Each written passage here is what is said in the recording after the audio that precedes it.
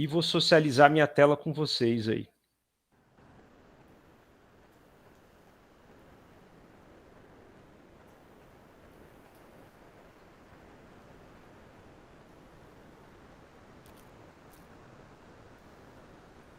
Beleza? Estão visualizando aí? Sim.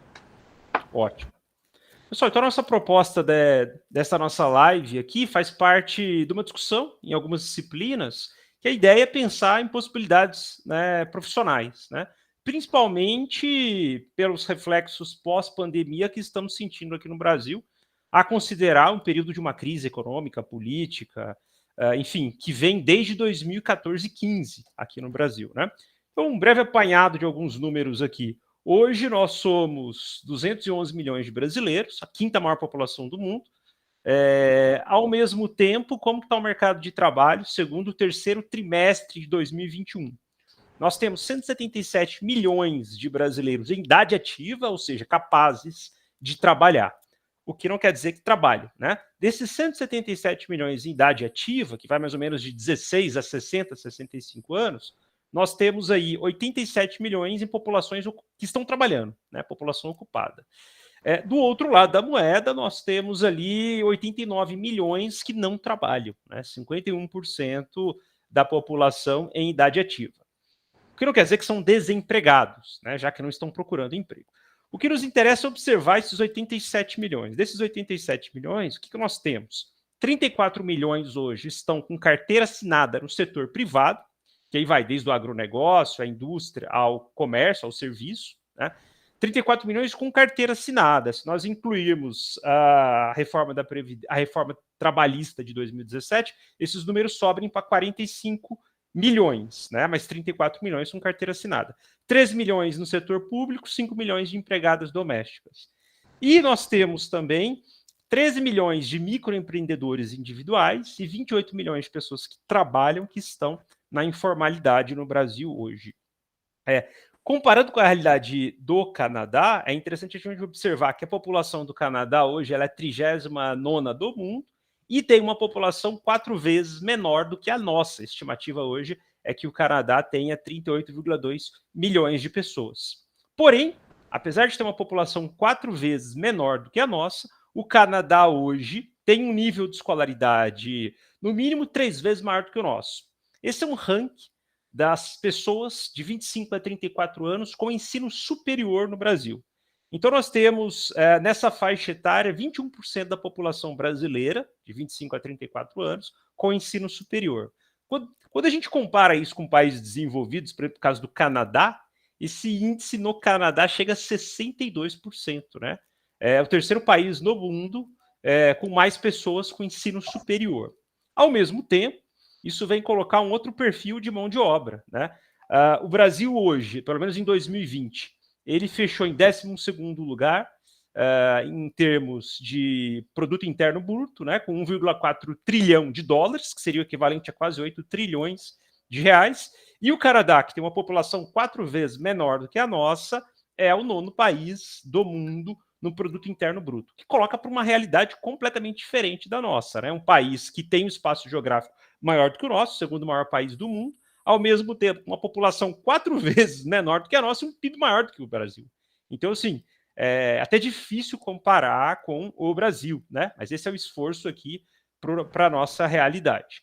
Pois bem, a provocação da nossa proposta é observar que constantemente eu tenho tido acesso a informações na mídia, né, que vem mostrar dois mundos distintos. O primeiro caso do Brasil, né? Muitos brasileiros hoje com ensino superior não estão conseguindo trabalho, né? Por quê? Não há espaço, né, a relação de oferta e demanda. A área de engenharia, que é o caso da maioria de nós aqui, 58% dos engenheiros no Brasil hoje não mais atuam na área. E uma área que tem formado, em média, de 80 a 100 mil profissionais por ano. Né? Então, nós temos aí um excedente de mão de obra no mercado de trabalho. Do outro lado da moeda, a gente tem observado já há alguns anos, né, matérias na grande mídia do Brasil que vem mostrar o Canadá como uma fonte de oportunidades. Então, essa matéria aqui foi no meio da pandemia aqui, né? Em outubro de 2020, processo seletivo recrutando 200 vagas de emprego, né, aceitando candidatos que falem inglês ou francês, na província de Quebec, né, especificamente na cidade de Montreal. Peguei uma outra matéria agora deste ano, janeiro desse ano, né? Quebec, mais uma vez, abre vagas de empregos, né? E aí para as áreas de TI, games, saúde, manufatura. E peguei uma matéria recente, agora de setembro, né? 2 meses atrás, mais 200 vagas de emprego. E aí me chamou a atenção, né? Até o presente momento, nas várias áreas, né? Enfermeiros, soldadores, mecânicos industriais, engenheiros, programadores. E até o presente momento, de um processo seletivo de 700 profissionais, até o momento, 10 mil candidatos brasileiros inscritos. Fiz as contas aqui, dá uma média de 14 candidatos por vaga. Isso é muito pouco perto dos trainees que nós observamos aqui no Brasil, né? Mas tem observado, mas isso registra uma corrida de brasileiros que olham não só para outros países, né, mas para o Canadá como uma possibilidade. E a nossa proposta aqui é trazer um amigo de infância, né, que está no Canadá e que pode socializar a experiência dele, tanto no sentido de apontar possibilidades, quanto desfazer alguns mitos que a gente vê aí no senso comum sobre o Canadá.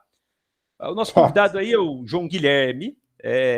Eu o conheci quando tinha 5, 6 anos, fomos colegas do Jardim 2. Né?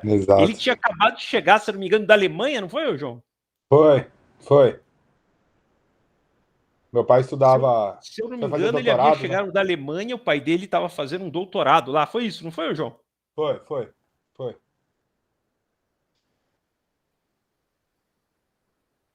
Alô? Oi, estão me escutando? Deixa eu ver se vocês estão me acompanhando aí. Não sei se... Tô. Tá ok, professor. Beleza, ótimo. Tá. Voltando aqui para a nossa imagem. Então, o João, conheci ele aos 6 anos de idade. Meu pai já conhecia, né? O pai dele, minha mãe também e tal. O João, do sul de Minas, Itajubá, né?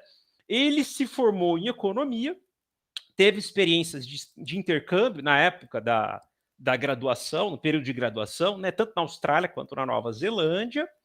Ele estava atuando até o final de 2018 numa indústria na região ali do sul de Minas, no ramo de logística, supply chain, né? E optou no final de 2018, ele e a mulher dele é formada em engenharia da produção, na Federal de Itajubá. Os dois optaram por fechar as contas onde estavam e mudar para o Canadá. Eles mudaram para o Canadá em 2019. O João, por exemplo, em particular, fez um curso de gastronomia, né, na Niagara College, e reside, eu acho que você ainda está, né, João, em St. Catharines. Está correto? Eu não sei se a pronúncia correta é essa, St. Catharines, na província de Ontário. E, atualmente casado, adquiriu um cachorro e ainda não tem filho. E qual que é a nossa proposta aqui? Apresentá-lo, né, elaborei algumas questões, e ele pode compartilhar com a gente aí a trajetória dele.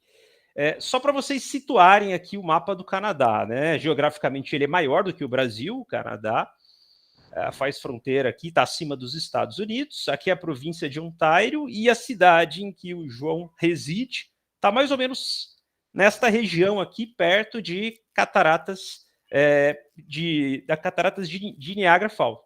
Correto, João? Exatamente. Onde o Pica-Pau descia.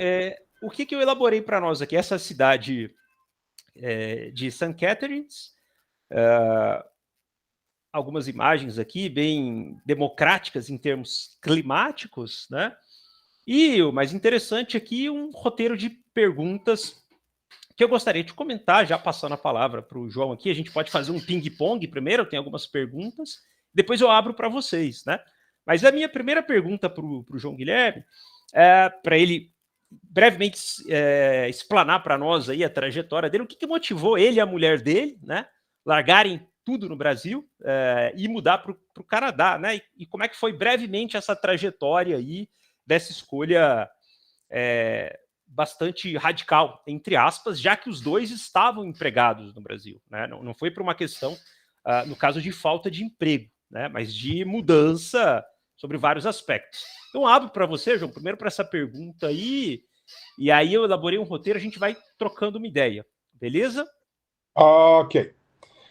Então, como eu já tinha olhado Ô, os João, se eu jogos, não me sei, engano, o seu áudio está desativado, por gentileza. deixa eu ver. Não tá desativado, não. Eu tô escutando. A princípio tá ativado, sim. Ah, então acho que era o microfone. Tá perfeito aí, né? Por mim, sim. Ótimo. Ó, beleza. Então era o meu Ó. aqui que estava excelente. Beleza. Então, já dei uma olhada nas perguntas, então eu vou tentar focar mais ou menos direto nas perguntas, porque muita coisa vai abrir brecha para eu explicar mais para frente. E como o Daniel disse, no final, se tiverem algumas dúvidas, quiserem alguma maior informação, vocês perguntam e eu tô aqui de coração aberto para poder dar a minha experiência. Então, eu nunca soube direito o que eu queria fazer da minha vida. A verdade é grande é essa. Eu fui empurrando o máximo que eu pude. Comecei a fazer direito, nossa, comecei a fazer um tanto de curso na minha vida, e meio perdido nessa do que fazer. Eu estava fazendo direito em Curitiba, surgiu uma oportunidade para eu viajar para Nova Zelândia, e eu fui fazer meu intercâmbio para Nova Zelândia. Então, eu fui para lá, trabalhei em fazenda, aprendi inglês, aí depois eu fui para Austrália, estudei inglês, e foi uma vivência muito legal para mim, porque até então eu acreditava que a verdade era só o que eu vivia no Brasil.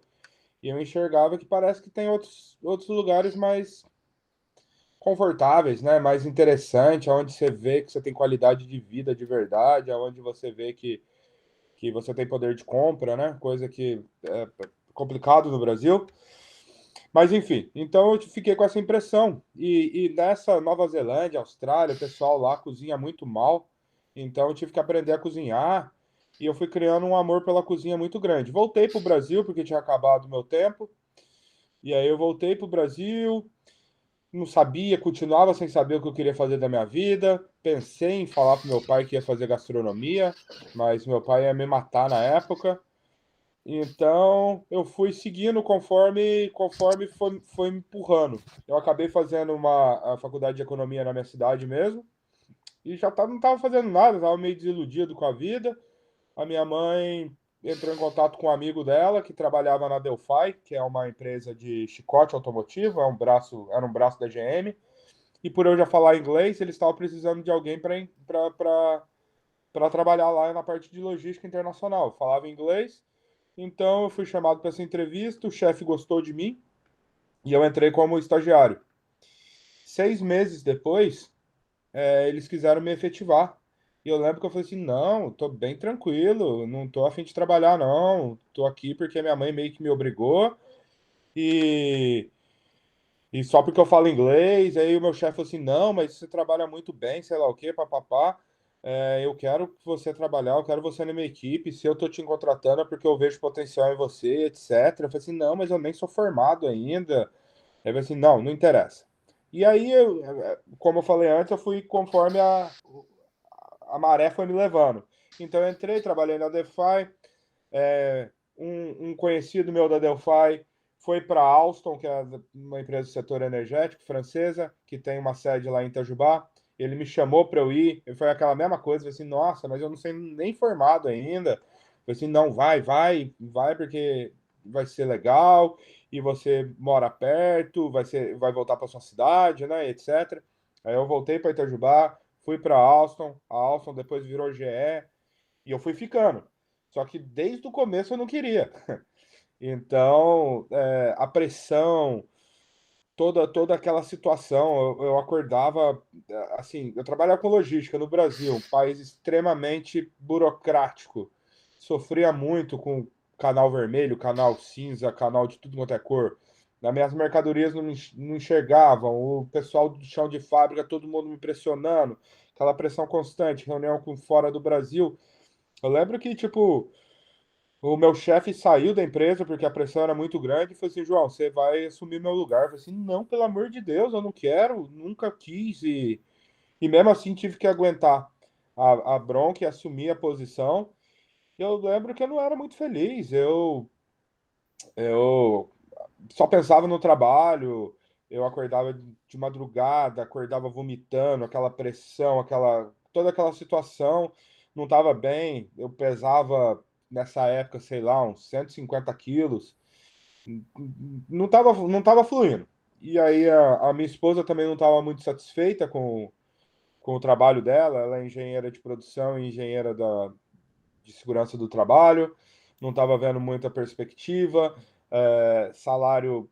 Assim, a gente vivia bem, eu não posso reclamar, não, mas a gente não via muita perspectiva. E aí a gente estava naquela discussão, vamos para fora. Porque eu já tinha morado fora, na Nova Zelândia, tinha essa impressão que eu falei para vocês um pouco antes, e a minha esposa já tinha morado em Vancouver. E a gente ficou naquela, vamos embora, vamos embora. Aí, aí a minha esposa falou assim, aí eu falei assim, eu quero voltar para Nova Zelândia, que é um país que eu gostei demais, eu quero voltar para lá. Só que meus pais são mais velhos, uma viagem Brasil, Nova Zelândia é 24 horas. Ao mesmo tempo, eu queria estar num lugar que se eu pegasse um avião direto, eu estava no Brasil. A Marina, por já ter morado no Canadá, ela falou assim, o que você acha do Canadá? Aí eu falei assim, parece ser legal. Não conheço, mas acredito que seja legal. Vamos fazer uma viagem exploratória e vamos ver.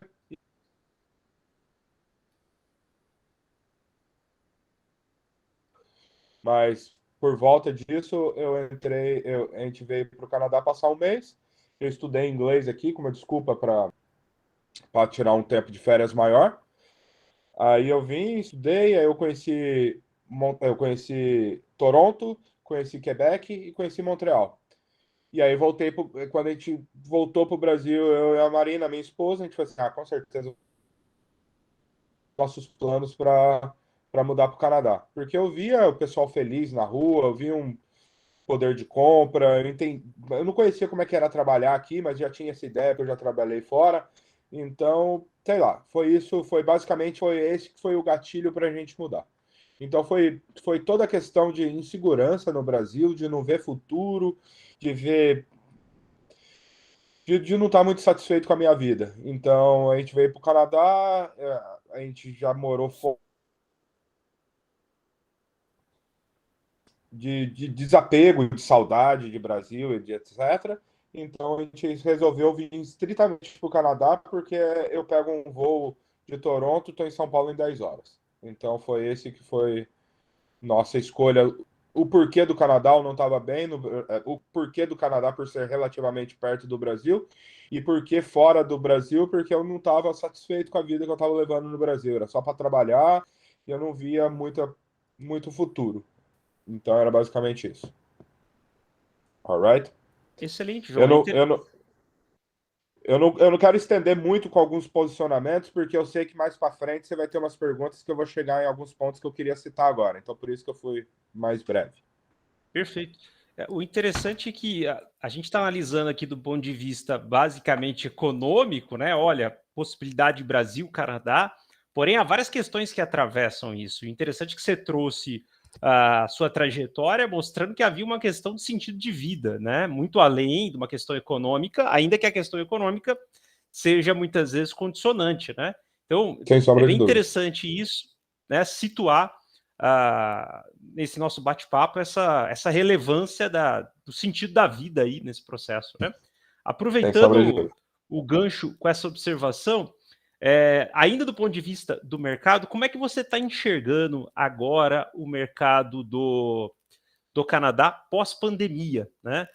Você chegou aí em 2019, antes da pandemia, e agora? Isso porque no Brasil, os atuais indicadores oficiais que mostram que nós temos uma taxa de desemprego de 13,5%, ela é quase 2, 3 vezes maior do que países desenvolvidos, né? Como é que está a economia aí do Canadá? E, puxando um gancho, né? Na sua experiência, quais são as áreas que têm observado mais demanda aí, na sua perspectiva? Então, aqui cabe um posicionamento, cabe uma observação. Eu acho que em algum momento você vai perguntar isso mais para frente, mas aí qualquer coisa eu vou mais a fundo. A questão é o seguinte: a educação aqui no Canadá é um pouco diferente. Eu vi aquele índice que você mostrou que 70% da população tem um nível superior, algo do tipo, né? É, é um pouco interessante como é que funciona aqui, porque aqui no Canadá a gente tem duas opções depois de high school, né? Depois da. Como é que chama isso? Ensino elementar no Brasil, sei lá? Ensino médio, né? Ensino médio, é. Aqui no Canadá, né, você forma na high school lá com seus 16, 15 anos, já começa tudo diferente, né?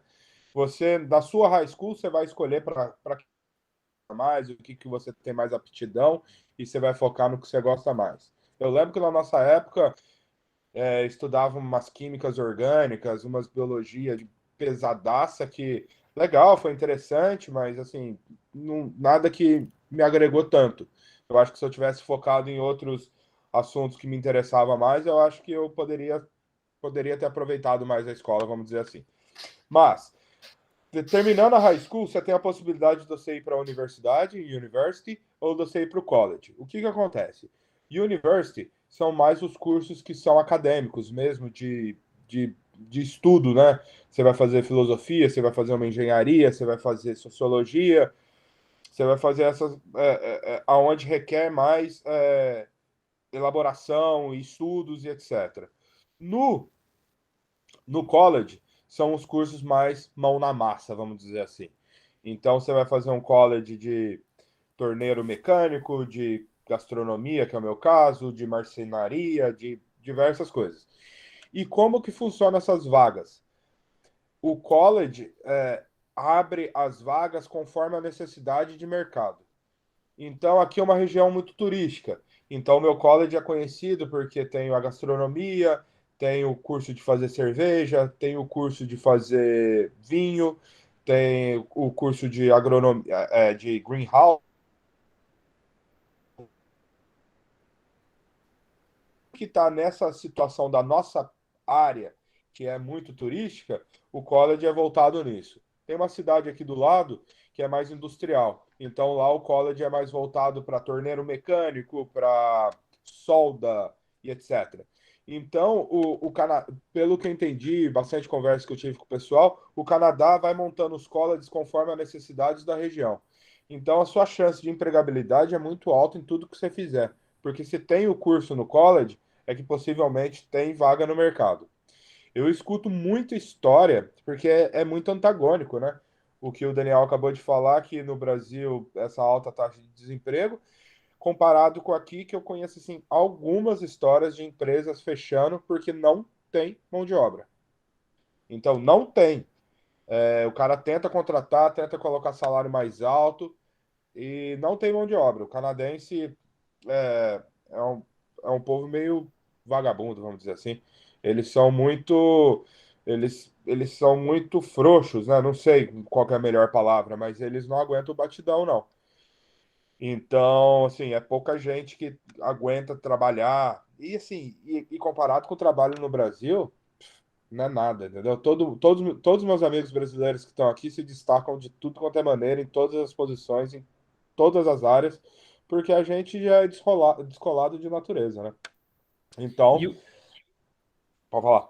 isso, João, essa demanda de mão de obra pré-pandemia, pós-pandemia, tá igual? Cara, eu não vejo muita diferença, não. O que que acontece agora? Na pandemia, o governo estava pagando um auxílio de US$ 2.000 por mês para quem estava trabalhando e porventura perdeu seu emprego pela pandemia. E eu vejo que muita gente não quis voltar a trabalhar, quis continuar na mamata do governo. Eu não estou falando de brasileiro, não, estou falando de canadense mesmo. E então eu vejo muita vaga. Se eu entrar nos sites de pesquisa em todas as áreas, para tudo, eu vejo bomba de vaga todo dia. O lugar onde eu trabalho está contratando, o lugar onde todo mundo que eu conheço trabalha está contratando. Então, assim, trabalho tem. E eu não vi diminuir. Eu não vi diminuir, assim, eu não tô falando com números oficiais, eu tô falando o meu sentimento de quem tá perto de mim. Eu tô vendo pessoas, assim, eu vi alguns negócios fecharem, sim, mas tô vendo mais negócios abrirem. Eu vejo mais negócios abrirem do que negócios fechando. Eu acho que eles souberam interpretar, souberam fazer o lockdown na hora que tinha que fazer. E eu acho que é uma população muito menor, né? Muito mais fácil. Então, e o canadense por si só, ele respeita muito a individualidade, respeita muito o outro. Isso é muito bonito. Então, aqui a gente teve um respeito muito, continua tendo um respeito muito grande. Se você quiser acreditar ou não no Covid, é problema seu. Se você quiser acreditar ou não na vacina, é um problema seu. Mas, assim, você tem que. Aqui a gente respeita o outro. Ou seja, o espaço, a máscara, todo mundo respeitando esses detalhes. E, e o que fluiu bem. Aqui não tô vendo. Faz muito tempo que eu não vejo casos. As coisas assim, qualquer dorzinha de cabeça já faz um teste rápido. O pessoal tá tentando se precaver ao máximo mesmo para evitar uma terceira onda. Que pode ser que venha, mas assim. Mas aqui tá tudo mais. Parece mais controlado. O pessoal tá respeitando bem as regras, os números estão bons. E eu acho que o pessoal tá levantando a cabeça agora e bola para frente, vamos fazer crescer de novo. Eu acho que o mercado tá bem aquecido. E eu vejo, pelo menos da mídia, né, que as Uhum. demandas por brasileiros são principalmente na área de enfermagem e TI. É o que eu vejo nas chamadas dessas empresas. Você que está aí, muito mais do que isso, então. Não necessariamente É, essas duas áreas. Só que, exatamente, só que aí cai naquela questão. Você vê que tudo quanto reportagem do Brasil falando de vaga no Canadá, fala que são as famosas 200 vagas. Isso faz 50, sei lá, 5 anos que eu vejo essas 200 vagas aí. Quer dizer que até agora não completaram essas 200 vagas. Então, é tipo, isso daí eu acho que tem um pouco de tem alguma empresa de intercâmbio, alguma coisa por trás, fazendo uma propaganda para dar uma empolgada para ganhar um dinheiro, porque Entendi. eles ganham dinheiro com isso, o governo ganha dinheiro com a questão do você vir ser estudante, etc. Eu, como estudante, só um parênteses, eu, como estudante, eu paguei 4 vezes mais o valor do college do que um estudante, um cidadão canadense. Paguei 4 vezes mais. Quer dizer que a gente sabe que os estudantes internacionais é quem banca as universidades e os colleges no Canadá. Tirando o custo de visto, etc. Isso aí deve ser uma indústria milionária, que eu não faço ideia qual que é o número, Entendi. mas eu imagino que é uma fonte de renda considerável do Canadá. Entendi. É, então, essas 200 vagas aí, que sempre existiu, elas são muito mais que isso. Tem vaga para tudo. Agora, é fato, TI é, é muita vaga.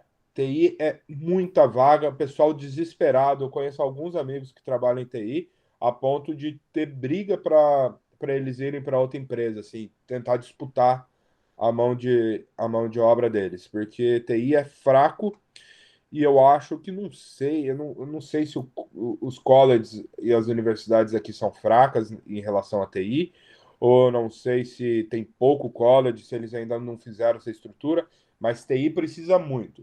Na área de saúde, Daniel, eu não conheço nenhum caso de pessoa que veio do Brasil para trabalhar na área de saúde. Eu tenho até um amigo médico que trabalhava comigo na padaria. Ele é médico no Brasil, veio para cá tirar um ano sabático, trabalhava comigo na padaria, tentou de tudo quanto é maneira ser médico aqui e dizem que é um processo muito complicado. Então, eu não sei direito em relação a enfermagem, essa parte médica. O que eu sei, os exemplos que eu tenho é que é muito difícil. Os exemplos que eu tenho é que na parte de TI, ótimo. Agora, eu vejo muita vaga de logística aqui, que eu acho que me persegue. Eu vejo muita vaga de chão de fábrica. É, o que acontece daqui é que muito trabalho no Brasil que a gente olha meio de canto de olho, né? Como, sei lá, torneiro mecânico, soldador, mesmo cozinha, né? Aqui é muito valorizado. Até uma empregada doméstica é extremamente valorizada. Como se É, fossem o que, subempregos, né? exato, Que exato. aqui é desvalorizado. Com certeza. Então aqui você vai sair, você vai formar. Muitas vezes um cara que trabalha como pedreiro, ele vai ganhar mais dinheiro que um cara que é um gerente de banco. Tem amigo meu pedreiro que faz US$ 45 a hora. Tipo, ganha muito bem. É, então esse gap entre o médico e o gari, que no Brasil é enorme, aqui é uma diferença muito menor, o que dá uma qualidade de vida geral, né? Todo mundo tem condições, todo mundo pode aproveitar. Então isso é um paradigma, porque brasileiro vem com 2 pós-doutorado e tudo mais, assim, agora eu vou fazer isso. Então, muitas vezes esses podem se frustrar porque eles não vão conseguir a vaga na área deles. de primeira e nem de segunda e muito menos de terceira. Porque aqui você não precisa ser formado para você ser engenheiro, você tem algumas etapas para você ser engenheiro, que eu não conheço tudo, a minha esposa que pesquisou mais sobre isso, mas assim, não é simples. Mas se o cara vem com a cabeça aberta e fala assim, pô, eu tô indo para fora, eu vou para um país que eu falo, país das oportunidades. O que que você quis fazer? O que que você leva jeito? Eu tenho um amigo arquiteto que se dava bem no Brasil, que hoje é marceneiro aqui. Ele é um cara super realizado. Ele falou assim, nossa, se eu pudesse ser marceneiro no Brasil e ter a vida que eu tenho aqui, com certeza eu seria. Cara realizado trabalhando com a madeira. Eu na parte de gastronomia. Pô, eu cansei um pouco de restaurante por conta de vida de restaurante, né? Trabalhar de noite, final de semana e etc. Então eu acabei indo para uma padaria que caiu na parte da pandemia. Trabalho com fermentação natural, trabalho desenvolvendo novos produtos.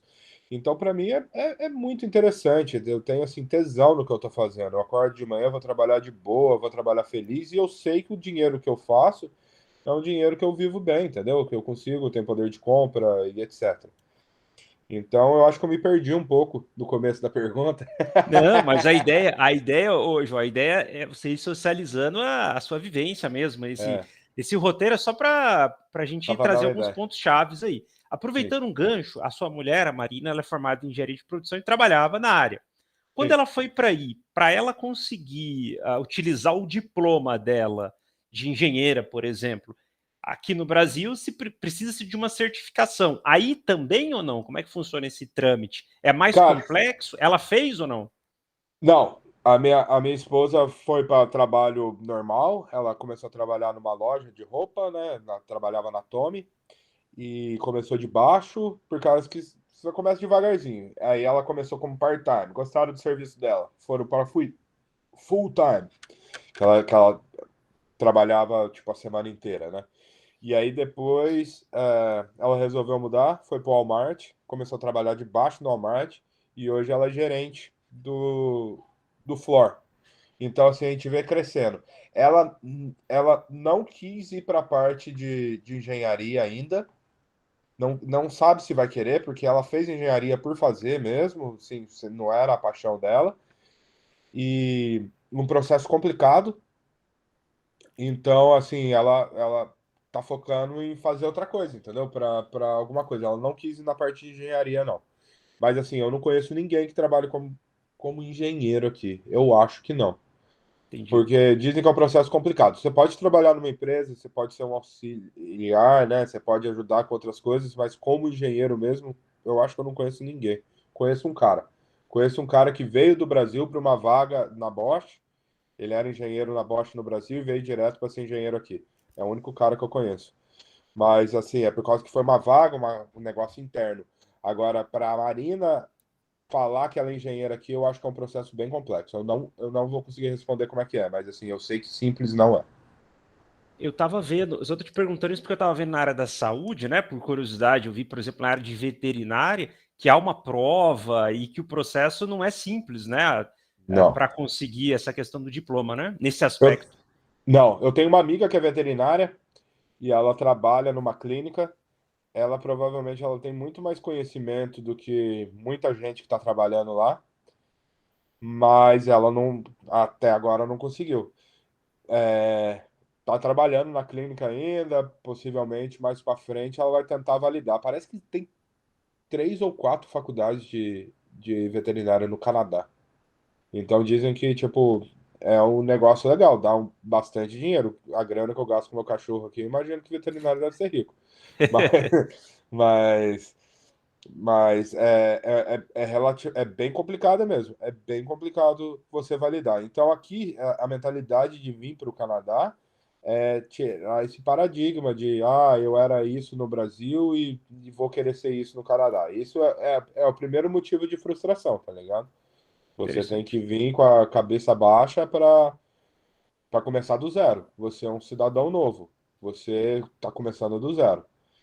E Eu acho pelo que que você. especificamente para minha área de logística, o meu currículo, onde eu já trabalhei, por eu trabalhar com material internacional, eu acho que eu tenho um currículo legal se eu quisesse voltar para a área. Mas é que eu ainda não quero, eu ainda tenho a trauma do Brasil.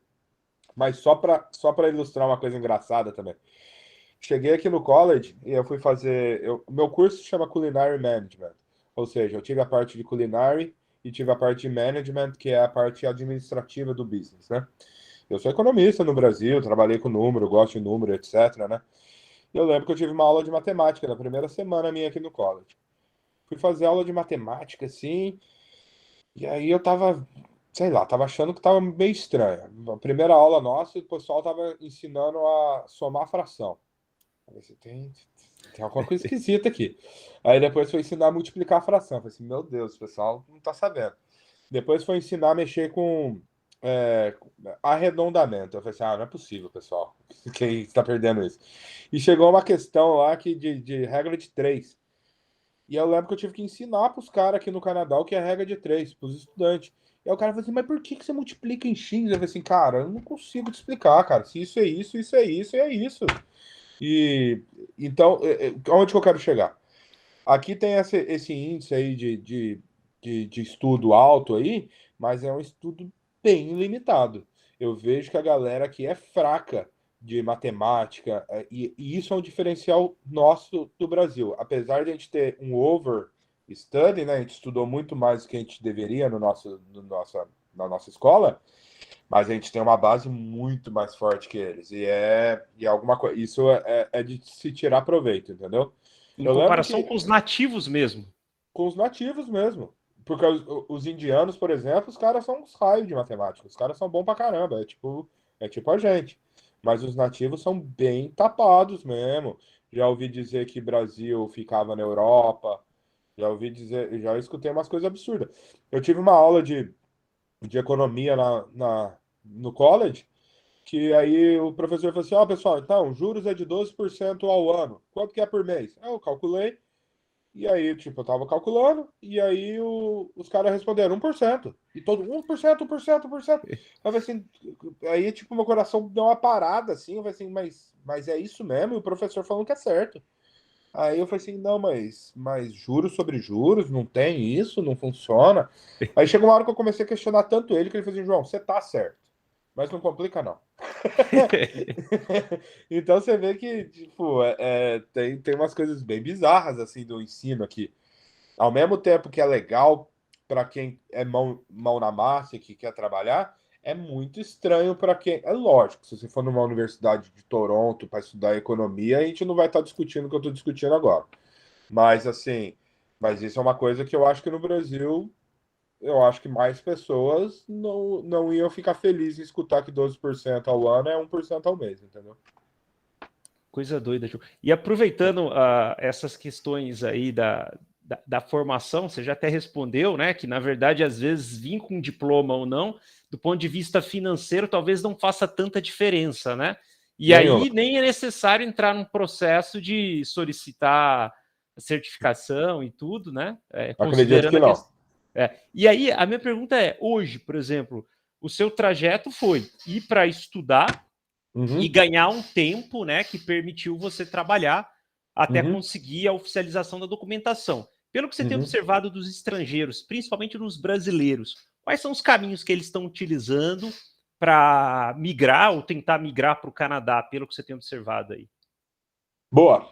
A maioria faz esse processo, esse estilo que eu fiz, que é sair do Brasil, vir estudar aqui.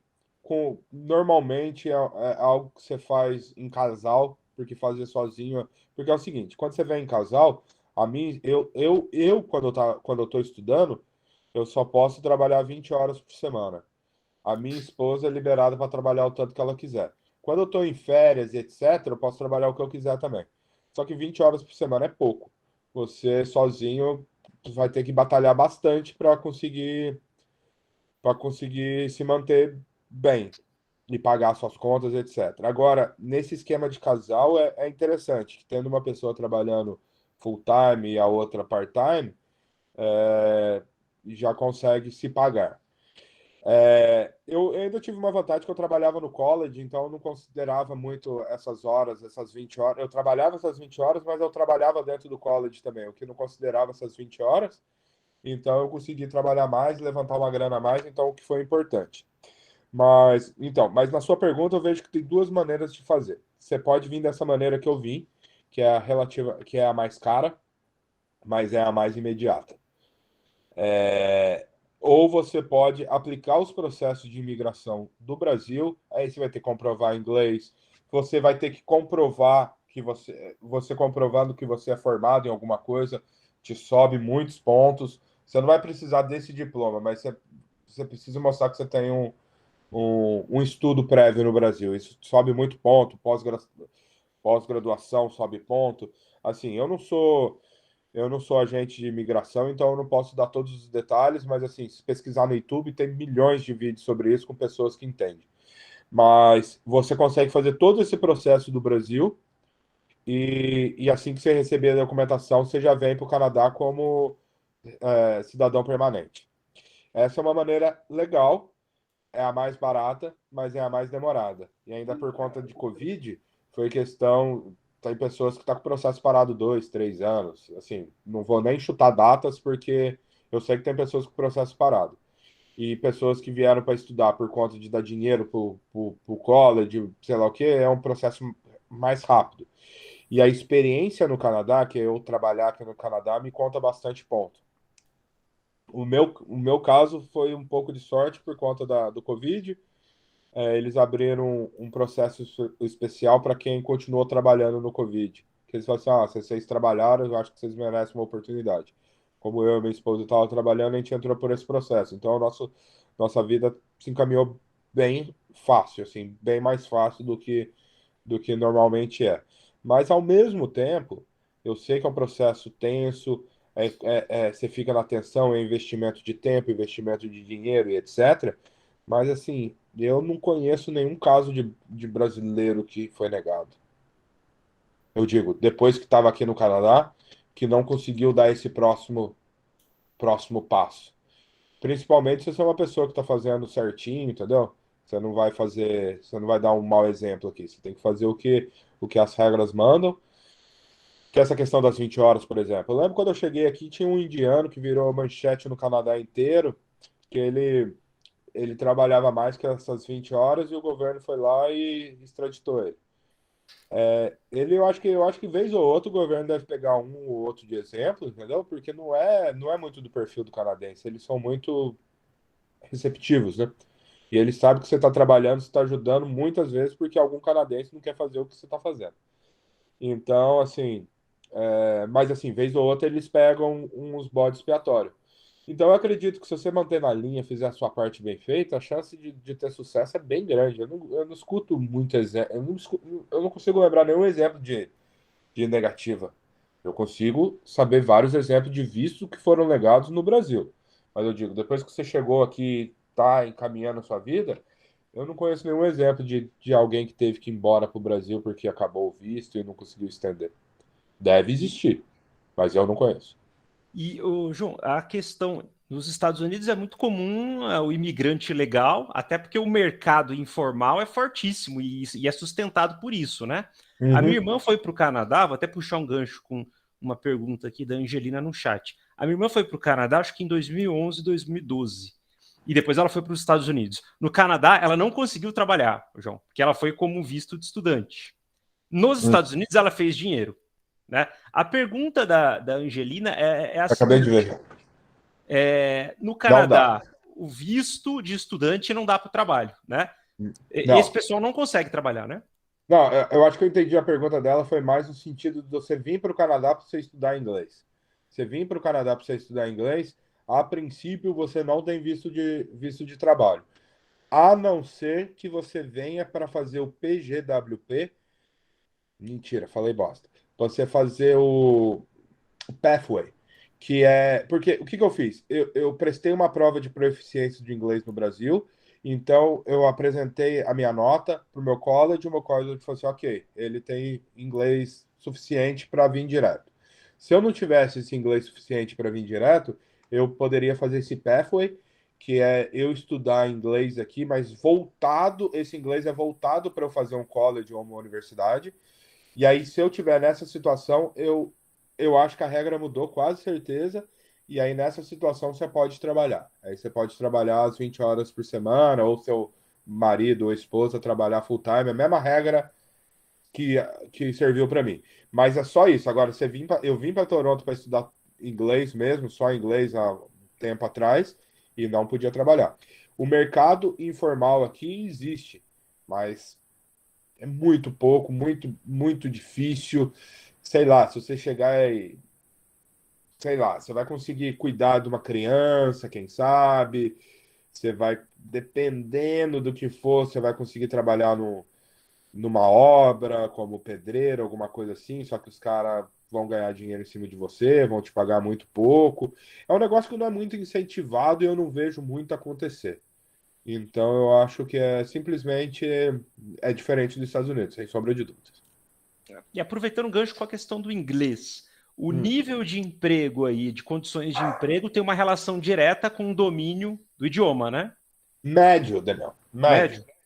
Eu conheço algumas pessoas que têm zero inglês, né? Esposa de amigo que veio estudar, que vem sem inglês, e que se tiver afim, trabalha. Tem trabalho. Eu tenho uma amiga que trabalha no presídio e não fala nada de inglês. Trabalha limpando, né, desinfetando, essas coisas, não tem nada de inglês. Tem um salário muito bom, trabalha para o governo e tem zero de inglês. Agora ela está aprendendo, tá desenvolvendo.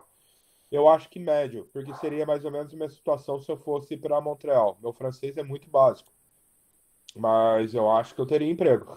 Eu acho que eu conseguiria alguma coisa. E eu fui para Montreal, eles não gostam de falar inglês lá. E eu acho que eu ia ser como se fosse um estrangeiro que não falava a língua. Faz um tempo que eu já estou estudando francês, mas eu continuo muito básico. Se eu chegar lá, eu acho que eu vou ser vai ser super novidade para mim e eu não tenho dúvidas que eu conseguiria um emprego, mesmo sem ter a língua. Entendi. Não é um fator excludente, então.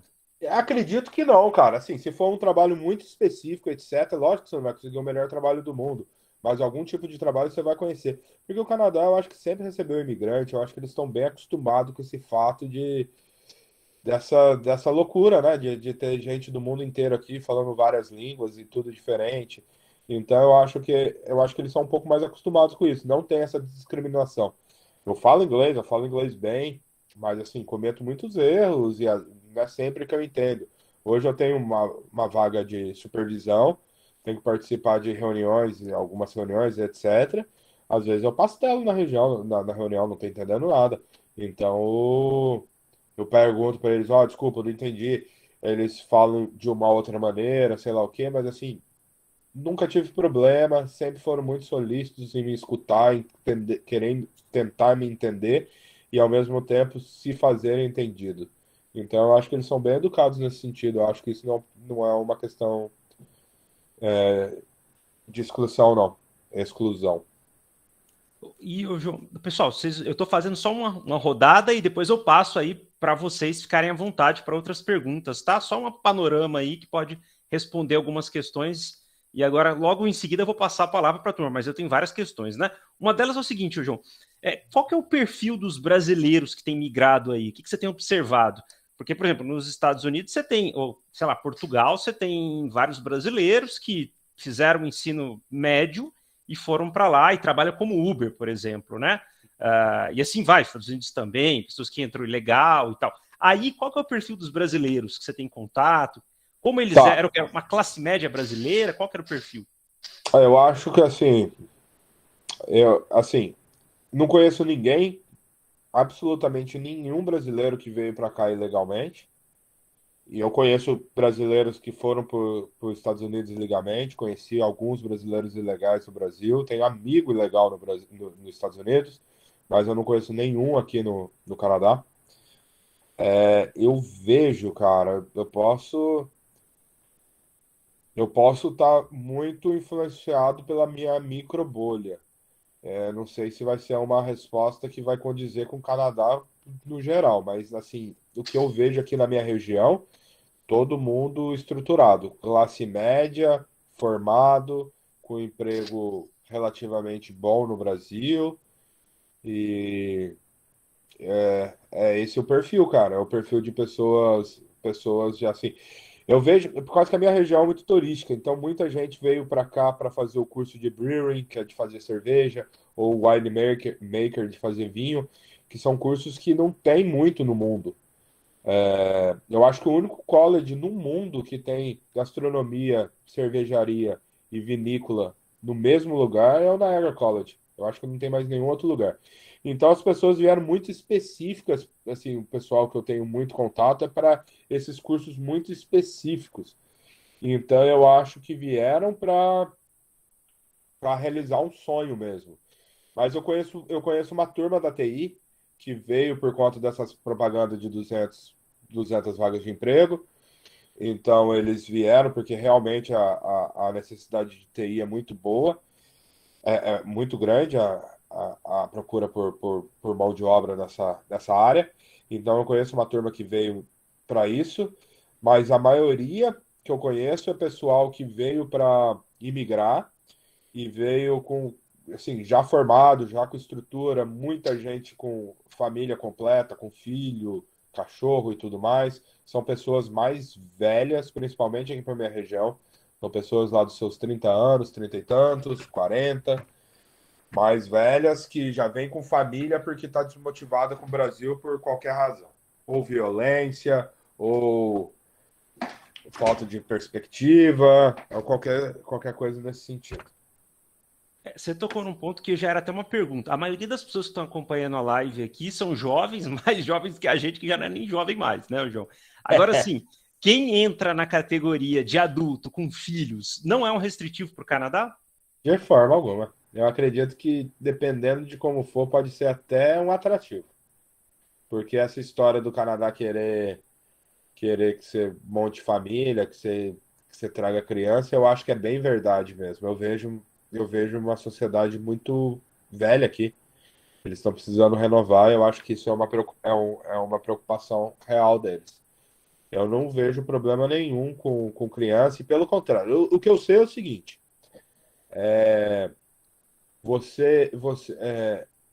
a criança vai ser muito cara para você até por volta de uns 4 anos. Depois dos 4 anos, o governo te ajuda com tudo. Te ajuda com bolsa. Você sendo imigrante, você sendo cidadão, qualquer coisa, o governo vai te ajudar. As escolas vão ter, saúde vai ter. A saúde eu acho que mais para frente, quando a gente vai falar dos pós e dos contras, eu considero a saúde bem um contra aqui do Canadá. Porque a gente é mal acostumado com o SUS, que não é as mil maravilhas. Eu nunca precisei usar, mas eu sei que, tipo, lá em Itajubá, por exemplo, não é um problema a saúde, né? Então, assim, o SUS é uma coisa fenomenal. Se for, assim, eu sei que tem problemas, eu sei que em cidade grande é complicado, mas já respondo essa pergunta do Luiz também. Mas, mas, mas a saúde aqui é muito complicada, cara. É muito ruim mesmo, assim. Eles não atendem igual no Brasil. Eu acho que os médicos não são preparados igual os médicos do Brasil são. Eles mal examinam. Então, eu acho que é um concern grande que eu tenho do Canadá em relação à saúde. Mas, enfim, para uma criança, para uma família, é uma coisa que é muito positivo. Eu acho que o governo enxerga muito, muito bem. Que eu tava falando, porque, assim, eu não confio na medicina aqui. Assim, eu já queria ter ido para o Brasil para fazer os check-ups, etc., porque realmente eu não confio. Eu tenho a saúde pública daqui. Eu imagino que, assim, nos casos, Deus me livre, nos casos muito fortes de câncer ou de cirurgia, eu acho que o atendimento vai ser muito bom, vai ser equipamento de primeira e etc. Mas eu acho que no dia a dia, tô com um problema aqui, tô sentindo uma dor. Eu acho que no Brasil a gente era muito mais investigado. Aqui normalmente eles mandam ir para casa, tomar um chá, passar gelo. É bem, bem, bem desse jeito mesmo. Não tô aumentando, não. Então isso é um concern que eu tenho em relação o que menos me agrada aqui é a saúde. O Luiz perguntou alguma coisa de preconceito LGBT. Cara, aqui eu acho que não tem. Eu acho que, nossa, é nulo. Eu acho que aqui ninguém está muito preocupado com o que o outro está fazendo, entendeu? Ninguém está preocupado com o que você é, ou o que você deixa de ser, o que você gosta, ou o que você não gosta. Partindo do pressuposto que você não vai atrapalhar o seu vizinho, você faz o que você quiser da sua vida. Eu acho que essa maturidade de sociedade que eu acho legal aqui, entendeu? Ninguém está muito preocupado com os outros, ninguém está preocupado com o que você está fazendo, ninguém está querendo encher o saco. A partir do ponto que você esteja respeitando todo mundo. Então, assim, eu não vejo preconceito nenhum aqui, pelo contrário, eu acho que é uma questão que não é nem levantada, entendeu? Porque é normal. Não tem um preconceito porque é normal. Você vai ter todo tipo de pessoas aqui, e questão sexual, ou mesmo questão cultural, ou mesmo questão racial. Tem tudo no mesmo lugar e todo mundo se respeita, todo mundo se atura e se respeita e não vejo problema, não vejo muito eu não vejo preconceito nenhum aqui, pra nada. E o João, é, uma questão, uma síntese de um caminho que você trouxe, né? A possibilidade do brasileiro, por exemplo, solicitar por protocolos, por formulários, né? O processo de imigração, que você fala que pode levar 2, 3 anos, e o caminho mais rápido é esse, tirando um convênio entre empresas, né? Ou esses processos seletivos aí dessas agências, o que você fez? Ir para estudar o idioma nesse processo que abre 20 horas ou um college. A minha Uhum. pergunta é, de um modo geral, qual que é o investimento inicial para um college talvez básico aí de um brasileiro, de um casal? Quanto que eles teriam que fazer de reservas para conseguir ir e um deles trabalhando? Ah, cara, é uma pergunta meio complicada, porque uma máxima que a gente escuta aqui é cada caso é um caso. Então, assim, realmente cada caso é um caso. Mas, assim, tem algumas coisas que são relativamente básicas. O college vai te custar mais ou menos US$ 10.000 por term. E você vai fazer, se você for fazer um college, você vai fazer 4 termos. Então, nisso já são US$ 40.000. O dólar deve estar uns 4,5. Faz tempo que eu não olhei a cotação. Deve O ser uns dólar 4,5. canadense eu não sei, João. 4,5 canadense, você acha? Quanto tá o americano? O americano está 5,6, se eu não me engano. Ah, deve ser uns 4,5, 4 ponto alguma coisinha. Vamos chutar no 4,5 aí. Então, tipo, só de college, assim, você não precisa ter esse dinheiro, mas você precisa comprovar que se você precisar, você terá. Você entendeu o que eu quis dizer? Por exemplo, pode colocar um pai como sponsor, pode colocar uma situação assim, entendeu? Você não precisa provar, você não precisa ter esse dinheiro parado em conta. Você pode ter em ação, você pode ter, às vezes, em terreno, sei lá, alguma coisa assim. Mas você tem que comprovar uma certa liquidez para provar que você consegue viver um tempo aqui no Canadá sem trabalhar, se você não conseguir emprego. Ah, falaram 4,44. 4,5 estava um chute bom, então. É, então, tipo assim, eu acho que você. Eu, chu- eu imagino, cara, com esse processo. Eu com a minha esposa, a gente tinha comprovado US$ 100.000. Tipo, foi isso que a gente tinha comprovado. Só que na época o dólar estava bem mais barato e muita coisa era. Eu tinha comprovado com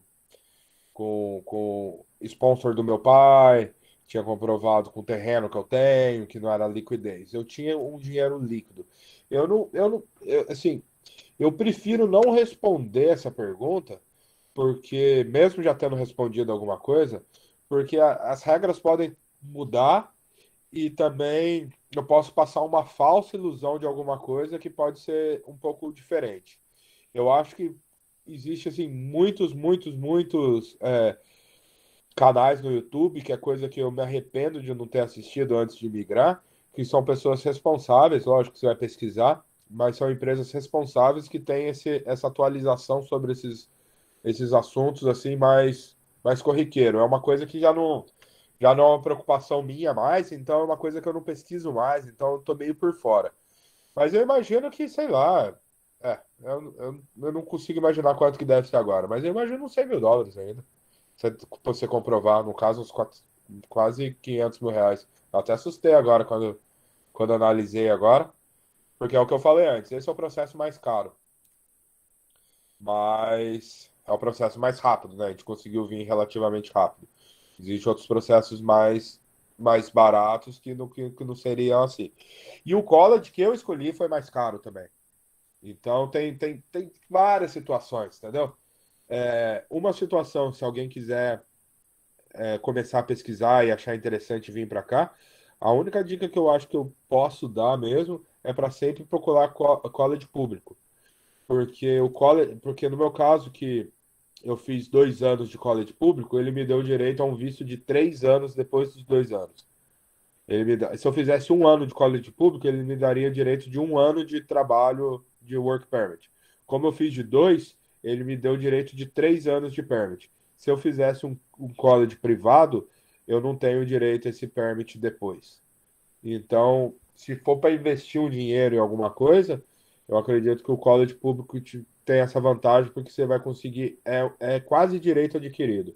Você fez o college público, você pode pegar a permissão de trabalho pelo tempo que você fez o college, ou o tempo mais 1 ano. Aí vai depender do que você fez. Ah, US$ 24 mil. Eu não sei quantos termos são, se são 4, se são 2 anos de curso, se é 1 ano de curso. Deve ser numa parte de administração, pode ser. Então, existe college mais barato. Exatamente, eu acho Ô, que ô tá John, relativamente bom. eu queria só perguntar uma coisa que eu acho que por áudio fica mais fácil. Sim, sim. Com relação à legalização nos Estados Unidos, eles têm o Green Card, né? Aham. Aí, depois que você faz o período do college e da entrada na documentação, como é que funciona para efetivamente você se tornar, ter a dupla cidadania? Isso já seria uma dupla cidadania, esse Não, processo como um todo? não. O que vai acontecer? Isso é mais ou menos a minha situação. Eu cheguei aqui com visto de estudante e um visto de trabalho. Meu visto de trabalho era linkado ao meu estudo. Ou seja, quando eu estava estudando, eu só podia trabalhar as 20 horas por semana. Quando eu estava de férias ou qualquer outra coisa, recesso, etc., eu podia trabalhar o tanto que eu quisesse. Tá. Formei no meu college. Na hora que eu formei, aí vai cair nesse direito adquirido que eu falei agora há pouco. Eu fiz um curso de 2 anos, então eu consegui um visto de 3 anos de trabalho. Para eu trabalhar no que eu quiser, para eu morar onde eu quiser no Canadá, para eu trabalhar o tanto que eu quiser, com o que eu quiser. Eu acho que o da minha esposa, ela não pode ser prostituta e não pode ser dançarina. Eu acho que tem uma. Não tô zoando, não. Tem uma, tem uma cláusula lá. Eu não posso trabalhar com coisa de saúde. Tem uns detalhezinhos, mas assim, a princípio eu posso trabalhar com o que eu quiser, assim, quase tudo. E eu tenho esses 3 anos que eu posso entrar e sair do Canadá quando eu quiser, do jeito que eu quiser, sem problema nenhum. Aí, eu tô num processo agora, por causa que eu acabei de tirar esses. Eu acabei de formar, né? Eu formei quando? Eu formei no final do ano passado. Então, eu apliquei para esses 3 anos de trabalho. E agora agora eu apliquei pro PR, né? Que é residente permanente. Aí eu vou continuar sendo brasileiro, mas eu já eu vou estar numa outra categoria aqui no Canadá. Eu sou quase um cidadão, mas eu não tenho direito a voto, eu não tenho direito eu não posso entrar no exército, algumas coisas eu não posso fazer. E aí, depois eu tenho 5 anos desse PR. Eu acabei de aplicar para esse processo. Assim que eu receber, eu tenho 5 anos de cidadão permanente aqui. Nesses 5 anos, eu preciso, se eu quiser estender ele para mais 5 anos, desses 5 anos eu preciso ficar aqui no Canadá pelo menos 2 anos. E desses 5 anos eu preciso ficar aqui no Canadá pelo menos 2 anos para eu pedir para renovar, e parece que é um processo super simples, renova, pego mais 5 anos. Se eu ficar 3 anos consecutivos, o que quer dizer é o seguinte: eu posso sair, ir para o Brasil, voltar, mas o período que eu fui para o Brasil não está contando para esses 3 anos que eu vou explicar daqui a pouco. Na hora que eu fizer esses 3 anos, aí eu posso aplicar para a cidadania canadense. Aí vai ser um processo mais burocrático, de investigação de passado, de umas coisas assim. Partindo do pressuposto que você não fez nenhuma merda grande, a chance de você sair de PR para cidadão é muito grande. Então é mais ou menos esse que é mais ou menos o caminho que todo mundo que quer fazer para pegar uma cidadania faz. A única diferença é que você vai escolher se você vai vir fazer college ou se você já vai pegar o PR aplicando o do Brasil nesse processo mais demorado. Aí você vai ter que ter uma nota muito boa no inglês, você vai ter que ter um francês básico, pelo menos, você vai ter que ter uma diplomas, vai ter que ter alguns quesitos. Mas se você conseguir, você já vem para o Canadá como PR, e aí você vai cair nessa regra dos 2 anos para continuar, ou dos 3 anos para poder aplicar para a cidadania. Beleza? Ô, João, Entendi, obrigado. Falou. João, aproveitando uma pergunta aqui que a Angelina observou, há um college, por exemplo, de 24 mil dólares, 2 anos. Esse, Angelina, é 24 mil dólares o período inteiro ou é o semestre? Deve ser o college inteiro, Daniel. College inteiro. É. Então, nesse caso, 24 mil dólares a R$ 5, eu teria que provar uma renda de 120 mil, correto ou não, João? Ah, é o que eu falei. Eu não quero responder isso 100%, Tá. porque eu não sei como é que estão as regras agora. Mas eu acredito que vai ser... Por volta disso, cara. Por Tá. volta disso. Porque você vai ter que provar que você tem o dinheiro para pagar o college, mas você tem que provar um certo montante que você tem condição de sobreviver se você estiver aqui, entendeu? Entendi. E aí, por exemplo, vamos supor que minha mãe mora numa casa de 100 mil reais, 150 mil. Eu coloco lá minha mãe como fiadora, né? Nesse processo, junto um dinheirinho ali para segurar 6 meses. Em efetivo, 6 meses, e coloco, por exemplo, a casa da minha mãe. Entrei no Canadá, começo college. Eu consigo trabalhar 20 horas no começo e pagar as contas ou não dá? Qual que é a sua experiência? Considerando essa estratégia, por exemplo. Entendi. Se você estiver sozinho, você vai se pagar, você vai ganhar uma quantidade que você vai sobreviver, você vai viver aqui. Se você vier em casal com aquele esquema que um trabalha 20 e o outro trabalha 40, né? Ou trabalha full time, aí você já está numa condição de conseguir levantar uma grana para você pagar esses 24 mil dólares. Entendeu? Entendi. Então, o do dinheiro que eu saí reservado no Brasil, eu tinha dinheiro para pagar o college inteiro. 100% do college estava na minha conta para eu pagar.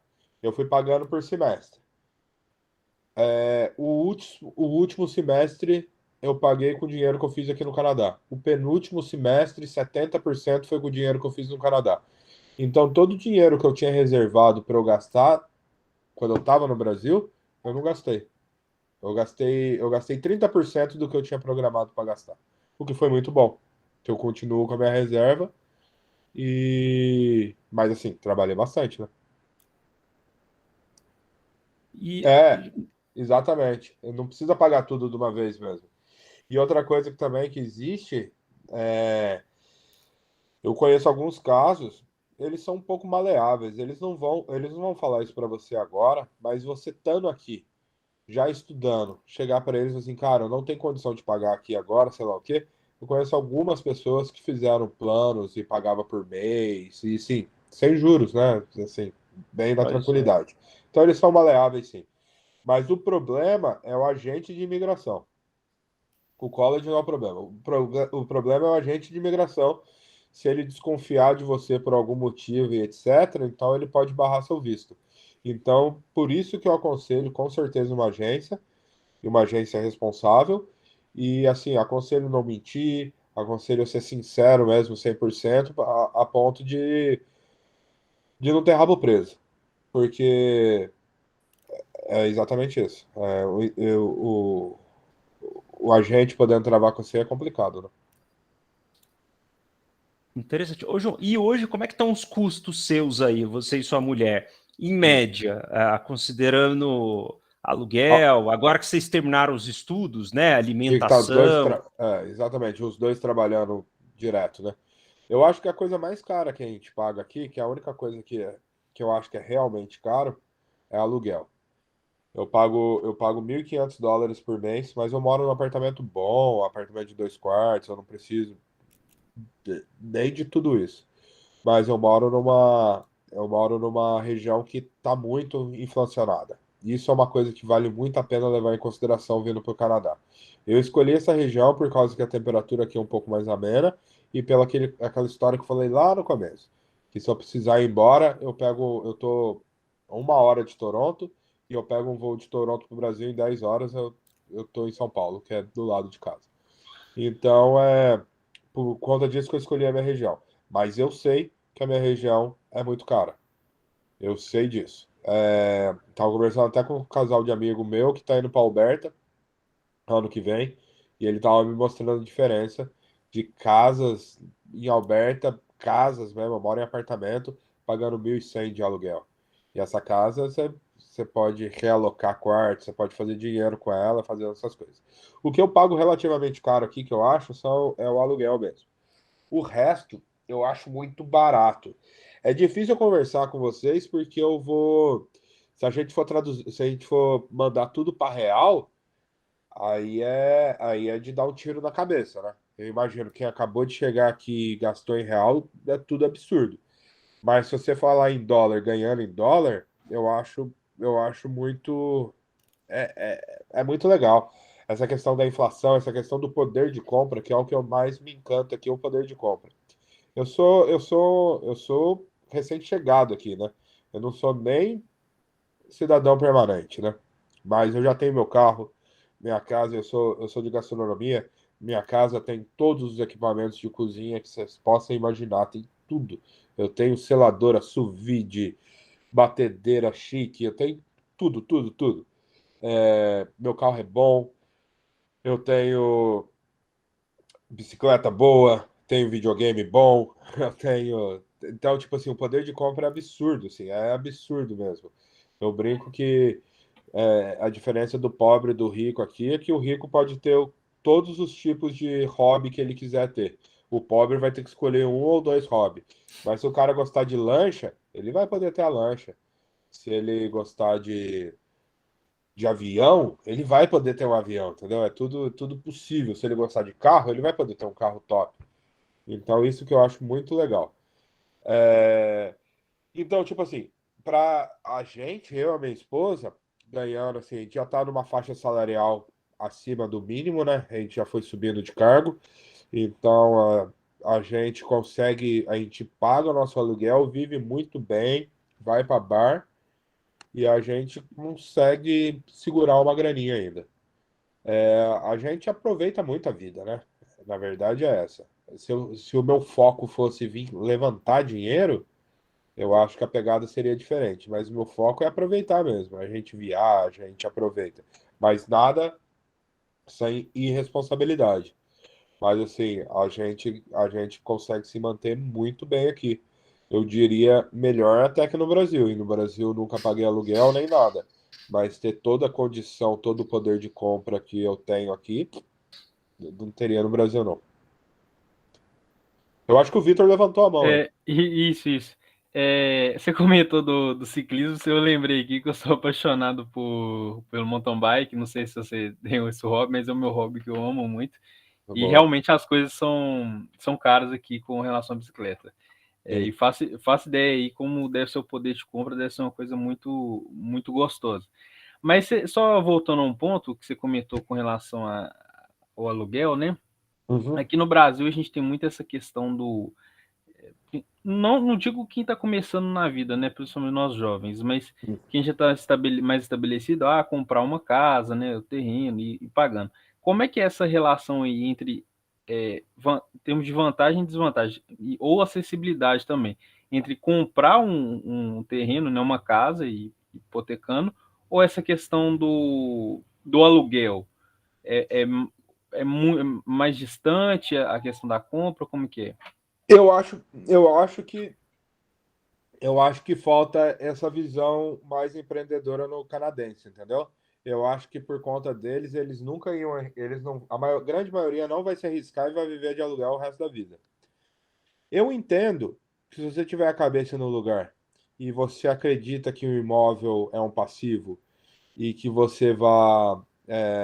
se você conseguir investir o dinheiro do imóvel, pagar um aluguel e você crescer seu dinheiro, vai ser melhor jogado. eu acho que é uma maneira de pensar e aí é bem particular. Eu não acredito muito no imóvel, não. Porém, aqui no Canadá, é que agora eu não sou nada, mas quando eu for o cidadão permanente, a nossa próxima etapa é procurar uma casa, porque as taxas de juros são muito baixas. Assim, é quase zero. Eu ia chegar nesse ponto. Exato. Então, para você. É empolgante você fazer um financiamento aqui de 30 anos, porque você está pagando quase zero de juros. Então que se foda, né? Deixa arder. E vai, vamos. E em vez de eu pagar aluguel, eu pago pelo menos alguma coisa que, que, que é alguma coisa, né? Então, assim, no Brasil, eu tava meio fugindo de comprar imóvel. Eu achava que eu tinha outros investimentos melhores. Mas aqui eu vejo ainda com bastante oportunidade ainda para comprar imóvel, assim, em taxas muito boas, muito atrativas. O problema é que a região onde que eu estou morando, porque o que que aconteceu? Eu moro numa região meio interior, né? Mas muito perto de Toronto. Começou o lockdown, muita gente começou a fazer home office, então o pessoal preferiu sair de Toronto, que morava num apartamento minúsculo, para morar numa casa enorme aqui na minha região. Então deu um boom aqui muito grande em custos, né? Então eu só não sei assim o que eu vou ter que me procurar é aonde que eu vou achar uma casa. Assim, porque antes de tudo isso eu conseguiria comprar uma casa usada num preço ok. Mas agora, assim, casa caindo aos pedaços num preço muito alto. Então eu imagino que para eu conseguir fazer um bom negócio, eu vou ter que pegar alguma coisa na planta, alguma casa que tenha construído, algum condomínio novo, alguma coisa assim. Mas se eu fosse morar em outra área, se eu morasse em Alberta, se eu morasse em Nova Escócia, que eu sei que o mercado está um pouquinho mais normal do que a minha área, compraria uma casa com certeza. Assim, lógico, depois de ter a minha documentação. Mas aqui a minha única dúvida é que eu acho que eu vou pagar muito caro aqui. De repente vale a pena comprar em outro lugar, deixando alugar e continuando o aluguel aqui. Mas assim, em relação ao financiamento, é uma coisa do outro mundo, assim, é absurdo. Assim, a taxa de juros você nem considera mesmo, porque é muito baixa. Depois que você se tornar ter a sua permanência aí, Aham. se você tiver um filho, ou se vocês tiverem um filho, João, será canadense já, né? Mesmo sem a permanência, se eu tiver um filho Ah, agora, ele já é agora. canadense. E aí ele tem direito à educação gratuita, É. Tem saúde dinheiro. gratuita E mais uma mesada do governo. e mais ou menos a do governo. Entendi. Então, Para assim, todas as crianças. não é igual ter um filho aqui no Brasil que você tem que escolher se vai tirar um pedaço do rim. É diferente. Aí é tranquilo. Dá para. Tirando aquilo que eu já falei um pouco antes. Dizem que até os 2 ou 3 anos da criança, quando a criança não pode estar em creche, não pode estar nesses lugares, parece que é um negócio meio caro. Se você tiver que deixar ela em algum lugar, eles vão te cobrar muito dinheiro. Entendi. Vale a pena, às vezes, a pessoa não trabalhar do que trabalhar para deixar a criança no lugar. Por causa que o preço que ela paga vai ser o preço que ela vai receber, vamos dizer assim. Você vai trocar moeda. Então, essa situação de ter um filho aqui a única pendência é esse começo. Mas depois que a criança está estabilizada, é suave. Por isso que até é uma fábrica de fazer criança aqui. Você vê no supermercado assim, a mãe grávida e 4 criancinhas assim, escadinhas, assim, sabe? Depois de um ano, mais um, mais um, mais um. Porque eu acho que elas já arrebenta tudo no começo, né? Já tem a dor de cabeça tudo no começo, e depois dos 4 anos, 3 anos, eu não tenho certo a idade, mas depois de um tempo X que o governo realmente começa a te ajudar, aí você tá vivendo disso. Você tá vivendo de ter filho. João, da minha parte, para abrir para todo mundo, sei que vocês estão fazendo perguntas, vou colocar duas aqui e vou abrir geral para vocês ficarem à vontade, senão vai ficar só esse bate-papo aqui, vocês vão interagir pouco. Hoje, quais são os mitos aí do Canadá, né? Porque a gente está levantando coisas muito interessantes, você já fez um contraponto, principalmente sobre a questão da saúde, né? Que para as questões básicas deixa a desejar, mas Sim. o que você considera de mito hoje aí, que as pessoas, às vezes, do Brasil também desenham como tudo maravilhoso, mas, na sua perspectiva, tem lá os seus contrapontos aí. Eu acho que essa história das 200 vagas é um negócio que me deixa muito encabulado também, tá ligado? Essas 200 vagas aí é aquilo que a gente já falou um pouco antes. Eu acho que é uma estratégia de marketing, alguma agência que está por trás aí e tentando falar as coisas. Isso daí meio que não existe, não. O Canadá não está atrás de você. O Canadá não está atrás de brasileiro. O Canadá está atrás de pessoas que estejam a vir para cá e comprometer em crescer o país, né? Eu acho que sim, é uma sociedade, sim, que eles são muito educados, eles são muito, eles, mas assim, não é igual ao brasileiro, entendeu? Assim, não digo que seja uma sociedade triste, mas eles não são felizes igual a gente é. Eu não sei se é a temperatura, se é a falta de sol, algumas coisas assim que pode afetar um pouco neles. Eu acho eles meio bipolar também. A maioria dos canadenses, assim, tem dia que tá super tranquilo, brinca pra caramba, no outro dia acorda de mau humor, nem te olha na cara. Eles sempre vão ser educados, sempre vão respeitar na frente, mas eu digo, aquele calor da amizade é uma coisa que eu não enxergo aqui. É, eu acho que o inverno pode ser um problema para muita gente. Eu acho que é alguma coisa que tem que levar em consideração, porque dependendo de onde você mora, você vai passar 6, 7 meses bem frio e bem escuro. Aqui na minha região agora, são 5h30 aqui para mim agora. São 5h30, já tá escurinho. Mas eu tô em dezembro. Aí eu tenho janeiro, fevereiro e março. Abril já começa a mudar as coisas. No auge do verão, 4 horas da tarde, 10 horas da noite, tá sol ainda. Então eu tô numa região um pouquinho mais agradável, que eu ainda consigo aproveitar sol bastante. Não é tão desesperador igual o norte do Canadá. Mas se alguém for lá para mais para cima, eu acho que isso pode ser um valor a ser levado em consideração, porque o frio realmente incomoda. Incomoda, não vai te matar igual mata no Brasil, que é um frio muito menor, mas em compensação. É que agora é difícil falar frio, porque vocês estão no verãozão, né? Vocês nem lembram do frio, mas esse ano parece que teve uns dias bem frios aí no Brasil, né? É, aqui todos os lugares vão ter estrutura, mas realmente é um empenho, tá ligado? O dia que neva pra caramba é bonito, é legal, mas você tem que acordar meia hora antes pra tirar a neve do carro e papapá. Então, tem essas coisas que às vezes podem encher o saco. Eu até acho legal. Eu não sei até quando, mas assim, é um concerno, alguma coisa para se levar em consideração. Se quiser vir para cá, é interessante ver aonde você. A questão de temperatura, porque, por exemplo, Vancouver é uma cidade que não é tão frio igual o resto do Canadá, por exemplo. Seria uma opção. Essa questão do Canadá que é brasileiro, eu acho que é balela. Essa questão da saúde, eu acho meio zoado.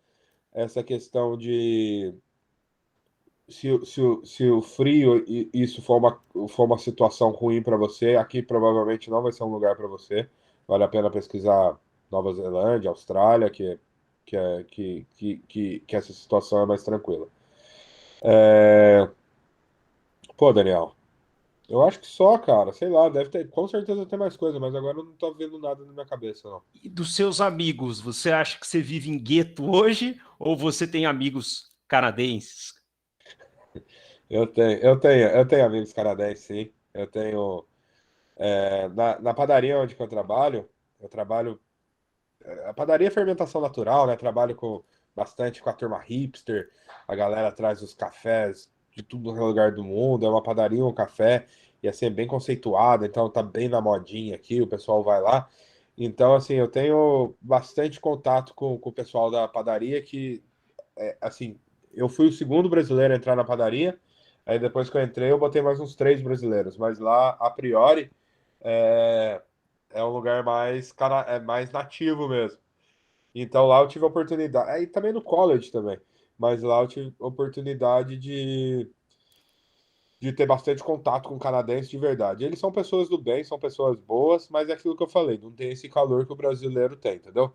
Na hora que eu tô triste, na hora que eu quero fazer uma festa, que eu quero sei lá o quê, eu vou procurar meus amigos brasileiros.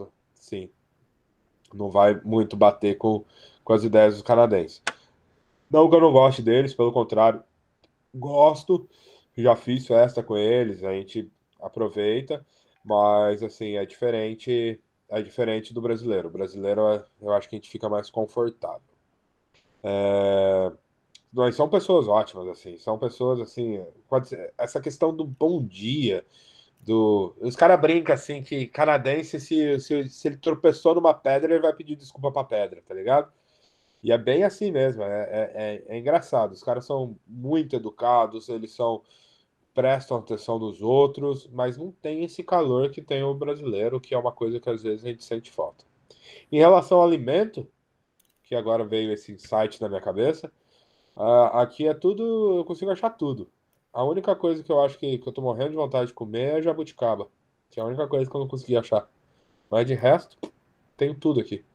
E eu acho que pelo preço da carne aí no Brasil, eu acho que eu tô comprando picanha mais barata aqui do que vocês aí. A nossa picanha está sendo vendida para vocês aí. Quem sabe? Mas é isso, assim. Eu gosto deles, eu tenho boas conversas com ele, mas assim, na questão do calor mesmo, se eu quiser encontrar, se eu quiser fazer uma festa mesmo, uma farra, eu sempre vou correr aos brasileiros. Que brasileiro também vai ter em tudo quanto é lugar no mundo, em qualquer situação, né? Então você sempre vai ter.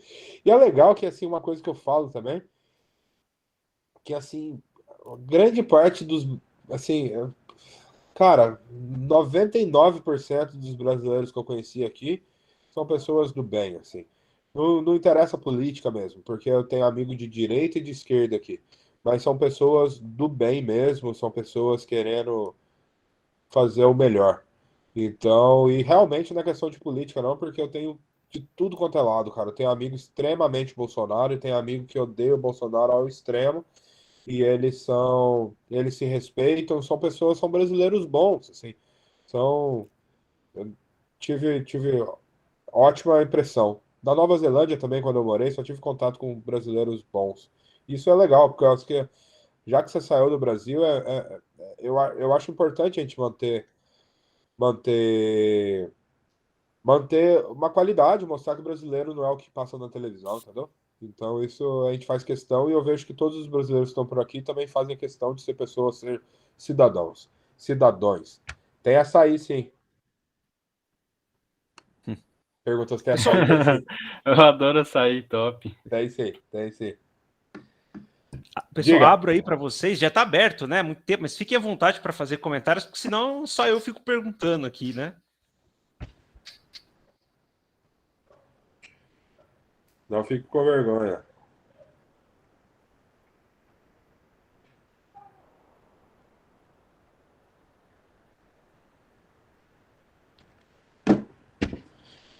Churrasco na neve. Rola, cara. Pior que a gente já fez algumas vezes já. Rola muito. E é engraçado também, porque essa questão de. É o que eu falei um pouco antes. Quando tá nevando, é relativamente boa a temperatura, não é tão frio. Agora, quando tá os menos abaixo de -7, aí é frio pra caramba, aí é ruim. Mas aqui você tem toda a estrutura de roupa, né? É, é tudo de qualidade, assim, então você acaba, por causa que você tem a impressão que você vai ter que usar aquelas jaqueta muito grande, muito sei lá o quê, e é pelo contrário, você tem que saber se vestir. Você vai usar uma segunda pele, uma camiseta no meio, uma blusa e uma jaqueta. Às vezes não é tamanho, é saber se vestir. Então é na hora que você acostuma com isso, é meio chato, né? Você tem que acordar um pouco antes, se programar, pegar suas roupas certas, mas assim, você não passa frio, não. É o que eu falei, eu passei mais frio no Brasil do que aqui.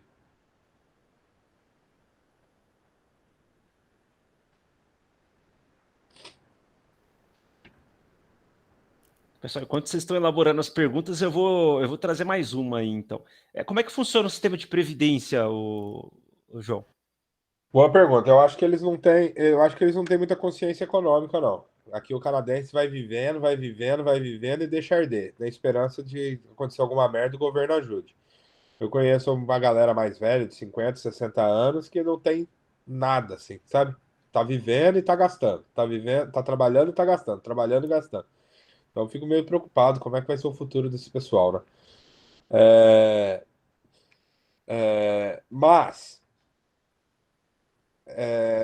eu acho que previdência não tem muita coisa, eu acho não, Daniel. Eu nunca pesquisei. Mas o que eu vejo que acontece é que aqui é mais ou menos nesse sentido, a galera que é mais esperta, que tá afim, é mais ou menos igual funciona nos Estados Unidos. Você vai comprar suas ações, você vai comprar vai fazer sua carteira de investimento. E aqui é muito simples, né? Aqui é quase tudo sem correção, sem muita dor de cabeça, simples de você fazer imposto de renda, simples de você aplicar, simples de você receber. Então, se você tiver a cabeça no lugar, aqui é interessante ir construindo essa questão. Eles incentivam isso. Eles incentivam você começar a investir seu dinheiro, etc. Mas eu não vejo muito. Eu faço por fazer. Mas, assim, é um concern que eu tenho também. Uma pergunta que você fez que realmente, às vezes, eu me pergunto, puta, o que que vai ser desses caras aí?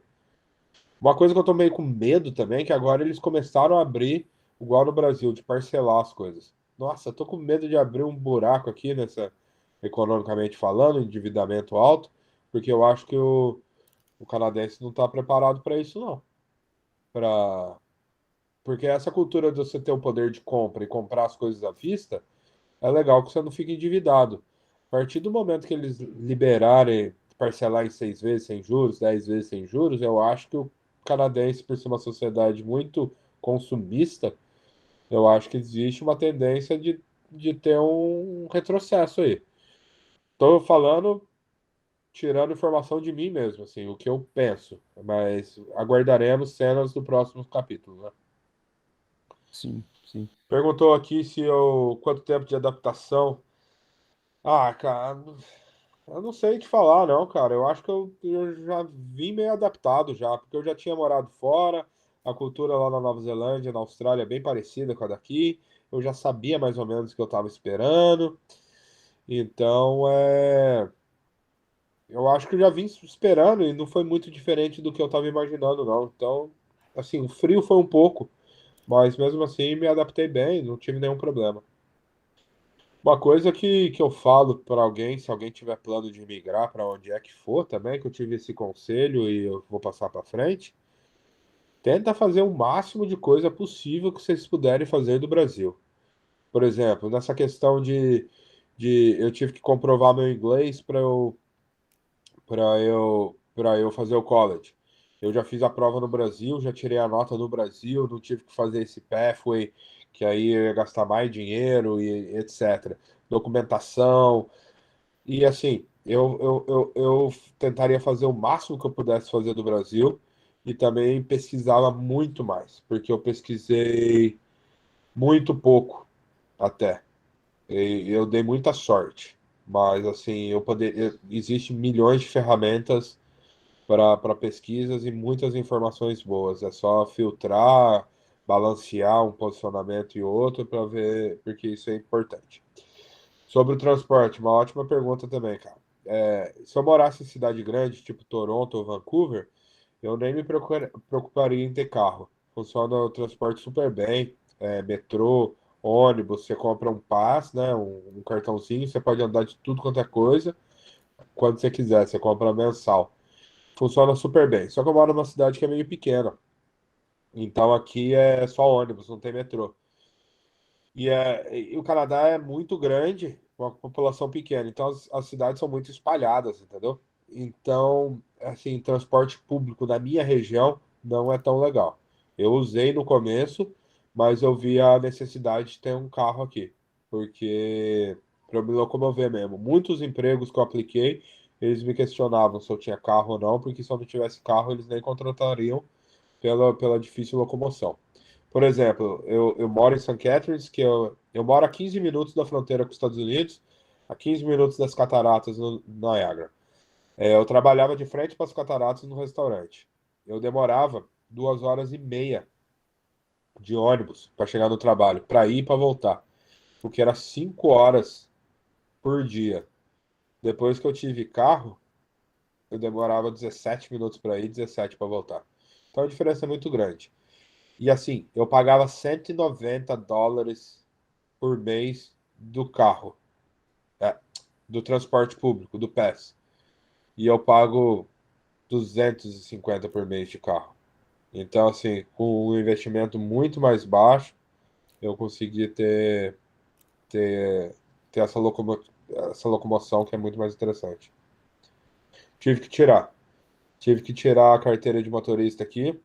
A primeira carteira eles chamam de G1, que é uma prova teórica. E muito simples, dá para fazer até em português. E aí, depois dessa prova teórica, você vai para G2, onde você pode começar a dirigir. E depois você vai para Full G, que é onde você pode dirigir de qualquer maneira. Como eu tenho experiência de carteira no Brasil, eu peguei um documento do consulado, então eu consegui passar da primeira G para Full G direto. Eu tive que fazer a prova prática, mas passei e tirei a carteira e foi bem tranquilo. Tinha. Tinha, muito legal. Era muito bonito mesmo. As cataratas é bem bonito. Particularmente, as cataratas do Iguaçu eu acho mais bonita. Mas, mas é diferente. As cataratas do Iguaçu é um parque, né? Você entra no parque, você paga. As cataratas de Niágara é no meio da cidade. Você não paga para ir. Você tá andando na cidade, aí quando vê já tá de frente com as cataratas. É super legal. E do outro lado fica os Estados Unidos. É legal, é interessante. É bem bonito mesmo, a noite fica iluminado. 7 de setembro eles iluminaram de verde e amarelo. Tem uns dias certos que eles iluminam diferente. É bem bonito, é bem bonito. Eu ouvi dizer que é o segundo lugar mais visitado da América do Norte. Não tenho certeza. Mas, assim, que é um lugar muito visitado, é. Agora com a pandemia. Eu lembro que no meio da pandemia era muito estranho andar com via aquilo tudo vazio. Hoje a gente já enxerga movimento, mas quando eu cheguei aqui no Canadá era muita gente ali. Muita gente veio mesmo. É bem legal. E aqui a nossa região também é muito conhecida por vinícolas. A gente tem um microclima aqui que é especial para vinhos. E a gente tem um vinho aqui que é da região. Na verdade, ele veio da Alemanha, esse estilo, mas ficou consolidado aqui no Canadá. Chama Ice Wine. O vinho ele é colhido as uvas em -4 ou -7. As uvas são colhidas congeladas. Então ela tem muito açúcar. Então é um vinho licoroso, ele é diferente, é diferenciado. Parece que você está chupando uma uva, é muito legal. Mas é bem carinho. Mas o Canadá é conhecido por isso. Esse Ice Wine, que é bem interessante também. Acho que o Luiz havia levantado a mão, se eu não me engano. Não sei se foi. Alguém levantou a mão mesmo. Mas eu não consigo ver, não. Foi sem querer. Foi sem querer. Só emendar uma, a gente estava falando de entretenimento. Ô, João, como é que está a questão do mercado da maconha aí? Já que ele está regularizado, isso diminuiu os dealers, os traficantes? Ou já que a maconha, ela, se eu não me engano, ela era comercializada em umas bodegas do governo, né? Ou eu estou equivocado? Sim. Quando eu cheguei aqui, só vendia numas lojas do governo. Na minha cidade, aqui em São Carlos, tinha uma loja que vendia. Aí eu acho que agora eles abriram mais. E agora empresas particulares estão podendo vender também. E assim, eu tava até brincando. Nossa, tem muita loja. Tem muita loja. Tem ruas que tem 5 lojas de maconha. Eu não tô entendendo como é que tá todo mundo ganhando dinheiro com isso. Mas assim, tá vendendo muito. Eu não sei em relação a drug dealer, como é que era no passado e como é que ficou agora. Realmente eu não sei te falar. Não sei se isso era um grande concern deles aqui ou não. Mas o que eu sei é que eles estão aproveitando o uso da cannabis na parte medicinal. Porque, assim, basicamente, a cannabis tem o THC, que é o que deixa a gente doidão, e tem o CBD. O CBD não te dá nenhum efeito mental, ele é um efeito mais relaxante. Meu cachorro usa CBD, pra você ter ideia.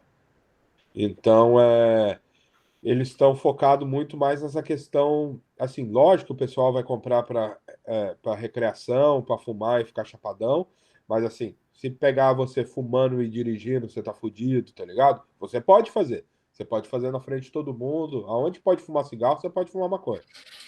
Mas se você fizer alguma coisa errada com o efeito da droga na sua cabeça, você vai estar duplamente fudido. Então, é para usar com responsabilidade. Mas eu vejo que eles estão usando, aproveitando isso para praticar mais a parte medicinal da cannabis mesmo. Na parte do CBD, para a ansiedade, para artrite, ouvi falar, para algumas coisas assim, para a questão de insônia. Então, isso eu vejo como positivo. Eu não vejo tanta gente fumando maconha, não. Acho que eu via mais no Brasil, por incrível que pareça. Mas, assim, eu acho que a questão também de drug dealer, eu acho que as drogas que realmente pegam é tipo o crack, cocaína, Entendi. que eu acho que é aí que rola dinheiro mesmo, e é aí que rola o tráfico mais pesado, e essas drogas não são legalizadas. Então, provavelmente, os dealers estão do mesmo jeito. E há problemas de crack aí também? Ou... Ô, tem muita heroína, cara. Você vê muita injeção, muita seringa no chão, cara. Em downtown, assim, principalmente, você vê muita seringa. Eu já vi um cara ter overdose perto de mim. Que é isso?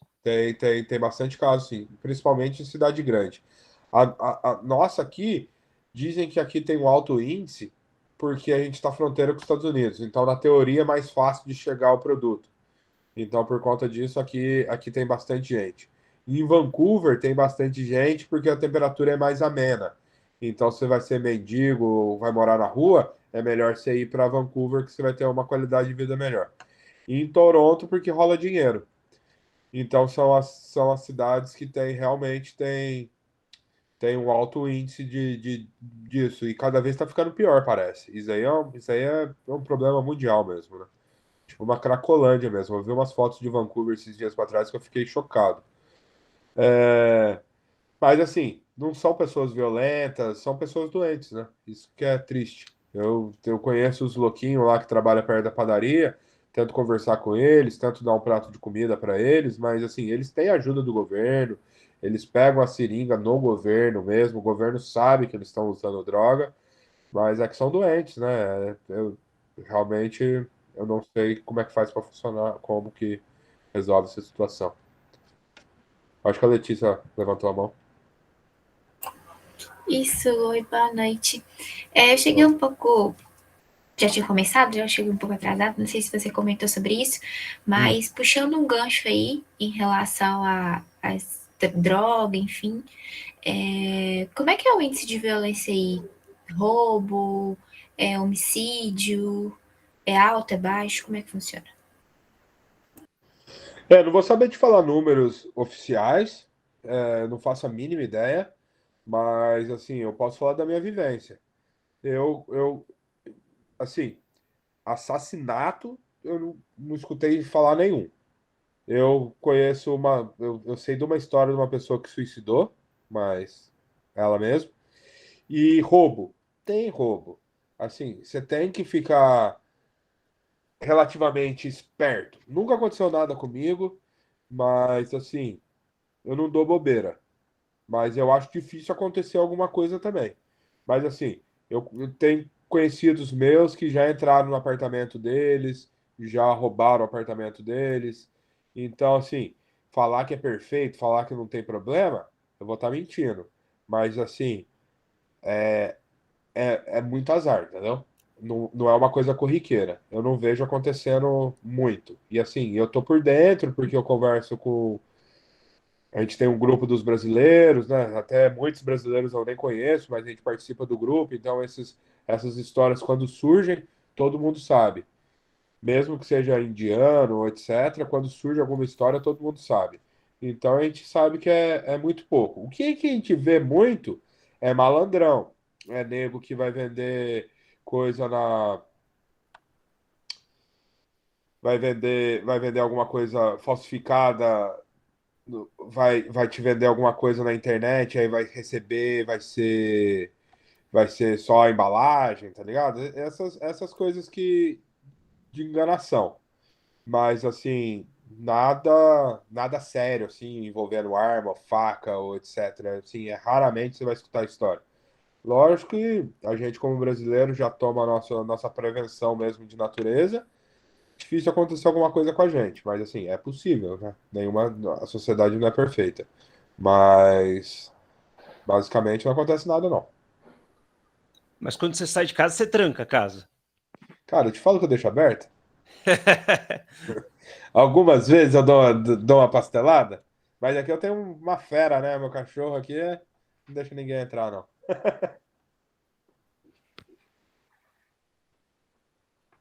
Pessoal, nós estamos caminhando para o final, porque o João tem um compromisso agora, 8 horas para nós, 6 horas para ele, então fique à vontade para umas últimas 2, 3 perguntas aí, pode ser, João? Para finalizar, quem Lógico, mais quiser. sem problema.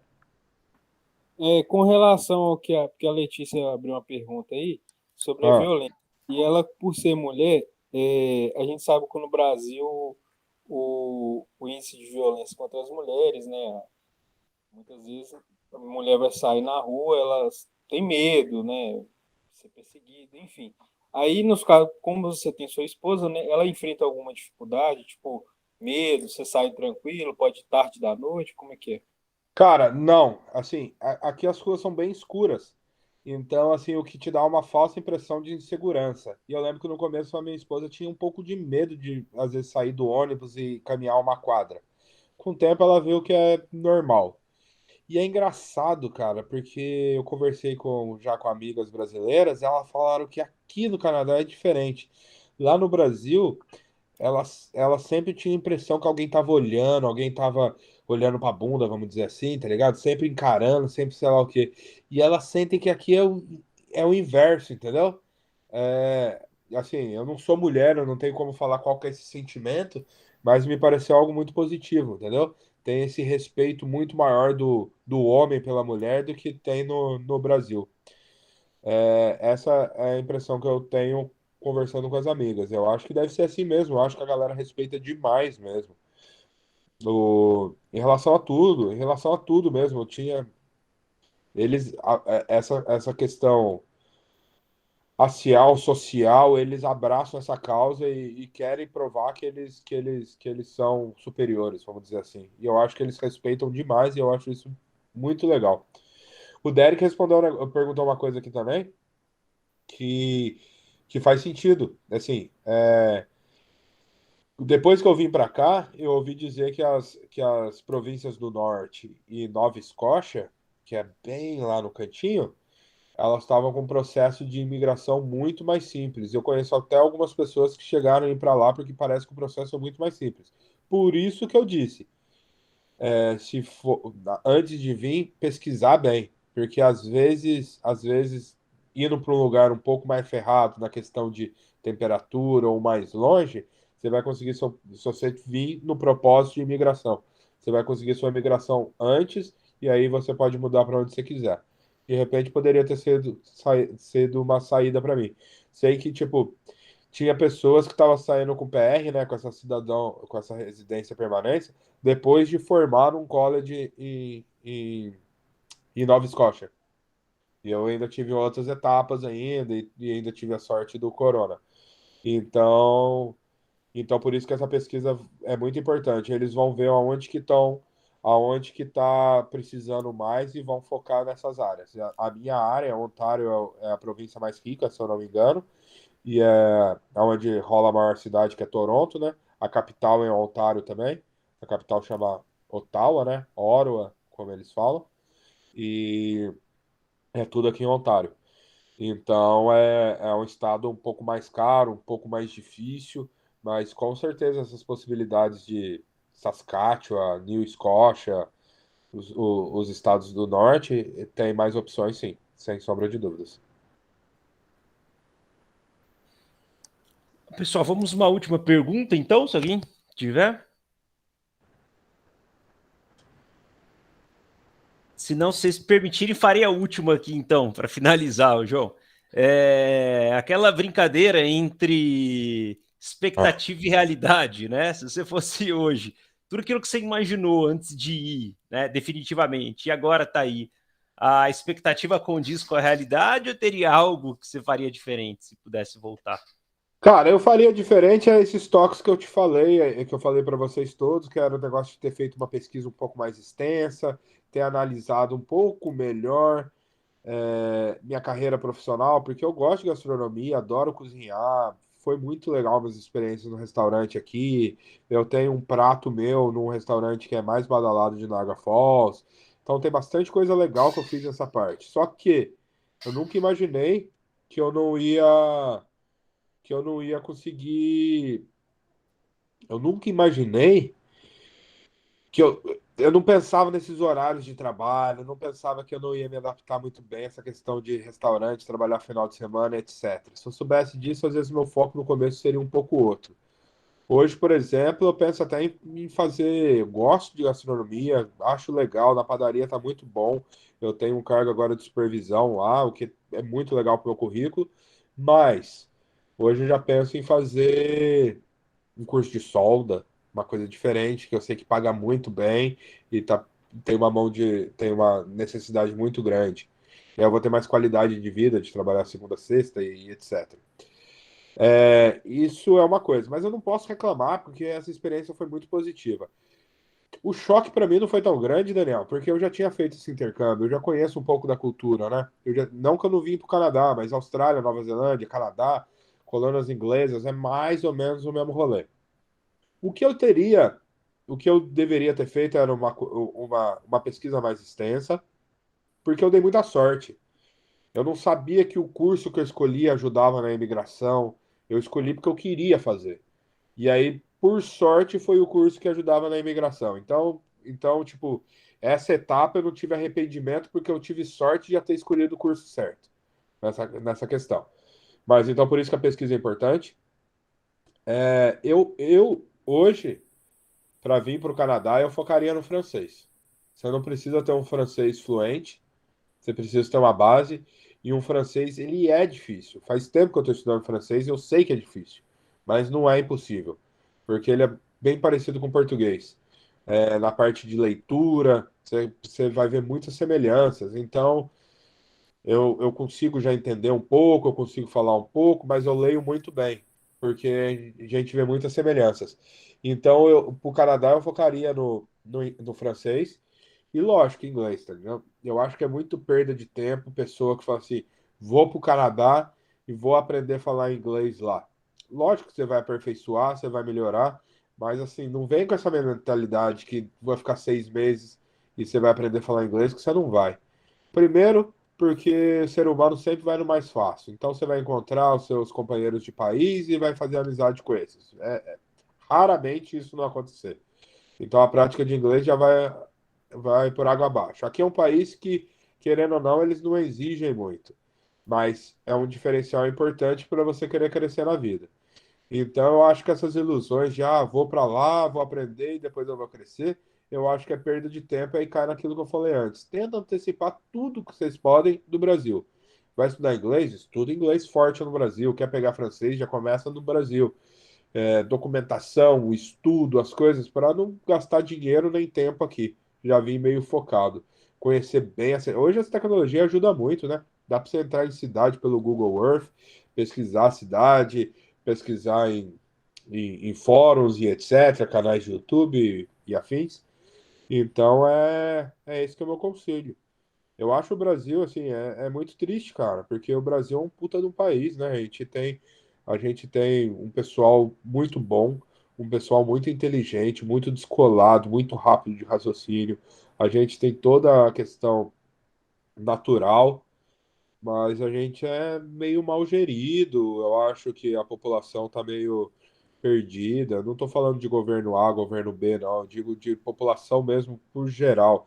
Essa história de todo mundo querendo tirar vantagem, querendo ser melhor, é uma coisa que arrebenta o Brasil. No momento que o brasileiro descobrir que o coletivo é importante também, que você respeitando o outro, você vai ser respeitado e que tudo funciona melhor, eu acho que a gente vai ter uma sociedade mais forte. Não adianta, não é quem tá lá no poder. Eu acho que é mais de baixo, entendeu? Todo mundo precisa ter essa consciência, fazer sua parte bem feito para conseguir sair. Enquanto não está acontecendo, tem outros países que já estão mais avançados nisso. E aí, se você tiver a possibilidade de ir, você vai ter uma vida melhor. Qualidade de vida, muito top, muito parque, caminhada. Eu perdi 60 quilos aqui. Caminhada, qualidade de vida, alimentos bons, poder de compra. Poder de compra também é um negócio que você arrepia, porque eu tinha um cargo legal no Brasil, trabalhava na General Electric, uma puta empresa, e vivia bem, não posso reclamar de forma alguma. Mas hoje eu, como padeiro, eu tenho uma condição melhor. Eu tenho uma vida mais gostosa. Eu posso comprar o que eu quiser. Então, isso, o poder de compra é uma coisa que te dá muito tesão em querer trabalhar, em querer fazer, e não tá nem aí do que. Ninguém tá nem aí o que você é, o que você deixa de ser. Só tem que fazer o seu bem feito que você vai ter o retorno. Aqui o retorno é um pouco mais imediato por todas essas questões. Você aproveitar, você ir para parque, você ir para praia, você ir para cachoeira, você tem muita coisa de graça para fazer, você ter poder de compra, isso não tem preço. Mas é isso, pessoal. Prazer falar com vocês aí, dividir um pouco. Daniel tem meu Instagram aí, se alguém quiser trocar uma ideia, pode me chamar lá. Vou escrever aqui no chat. João, enquanto você escreve, agradeço imensamente aí sua contribuição. Primeiro que a gente não se falava há 3 anos, né? Mas assim, já adiantei alguns pontos da nossa agenda aí. Mas agradeço imensamente sua contribuição, riquíssima sua observação, tanto do ponto de vista da economia, da gestão da carreira, da sociologia, que você trouxe coisas que futuramente abre pontes aí para debater em sala. Interessantíssimo. E só agradecer mesmo, né? Espero que contribua a todos que assistiram hoje e que assistirão, porque está gravado, vou disponibilizar. Essas são as vantagens da pandemia, né? Então vou disponibilizar para aqueles que não assistiram. E acho que essa nossa live aqui vai durar pelo menos umas próximas 2, 3, 4 turmas que virão aqui. Se não tivermos um Armagedon, né? Vou socializar com a turma aí. João, muito obrigado. E conte comigo, Daniel. Alguma coisa mais específica, alguma coisa que você quiser. Dessa vez, turma, vou ser bem sincero com vocês. O Daniel já tinha me falado que ele queria fazer isso e acabou que a gente foi se desencontrando. Então foi um pouquinho em cima da hora. Mas alguma coisa mais específica. Se você quiser que eu dê uma pesquisada, que eu venha alguma coisa aqui do material aqui do Canadá, conte comigo. Tem outras pessoas também que, se precisar, conte comigo. Estou aqui para ajudar, porque uma coisa que eu falo, a galera fala assim, o pessoal chegou aqui no Canadá, eu tento ajudar todo mundo, sei lá o quê, o pessoal fala assim, pô, mas você é meio bobo, sei lá o quê. Eu falo assim, cara, muita gente me ajudou. E eu acho que a minha obrigação é ajudar outras pessoas também, porque muita gente me ajudou também. Então essa corrente do bem eu acho muito legal, no que eu puder, estarei por aqui. Já adiantando o próximo convite, então, para o ano que vem. A gente tem 4 cursos aqui, um deles é de engenharia de alimentos. Então, a sua experiência, João, essas questões que você trouxe do vinho e tal, acho que vão ser interessantíssimos, inclusive para as disciplinas específicas. Já estou te adiantando aí que você vai ter um convite aí o ano que vem, específico para a área de alimentos, beleza? Conte comigo, né? Conte comigo. Pessoal, muito obrigado, João, mais uma vez. Valeu, pessoal. Muito grato aí e espero que no próximo encontro aí teremos aí sua experiência com a gente aí. Ótimo. Grande abraço. Obrigada. Abraço, gente. Até mais, pessoal. Valeu, pessoal.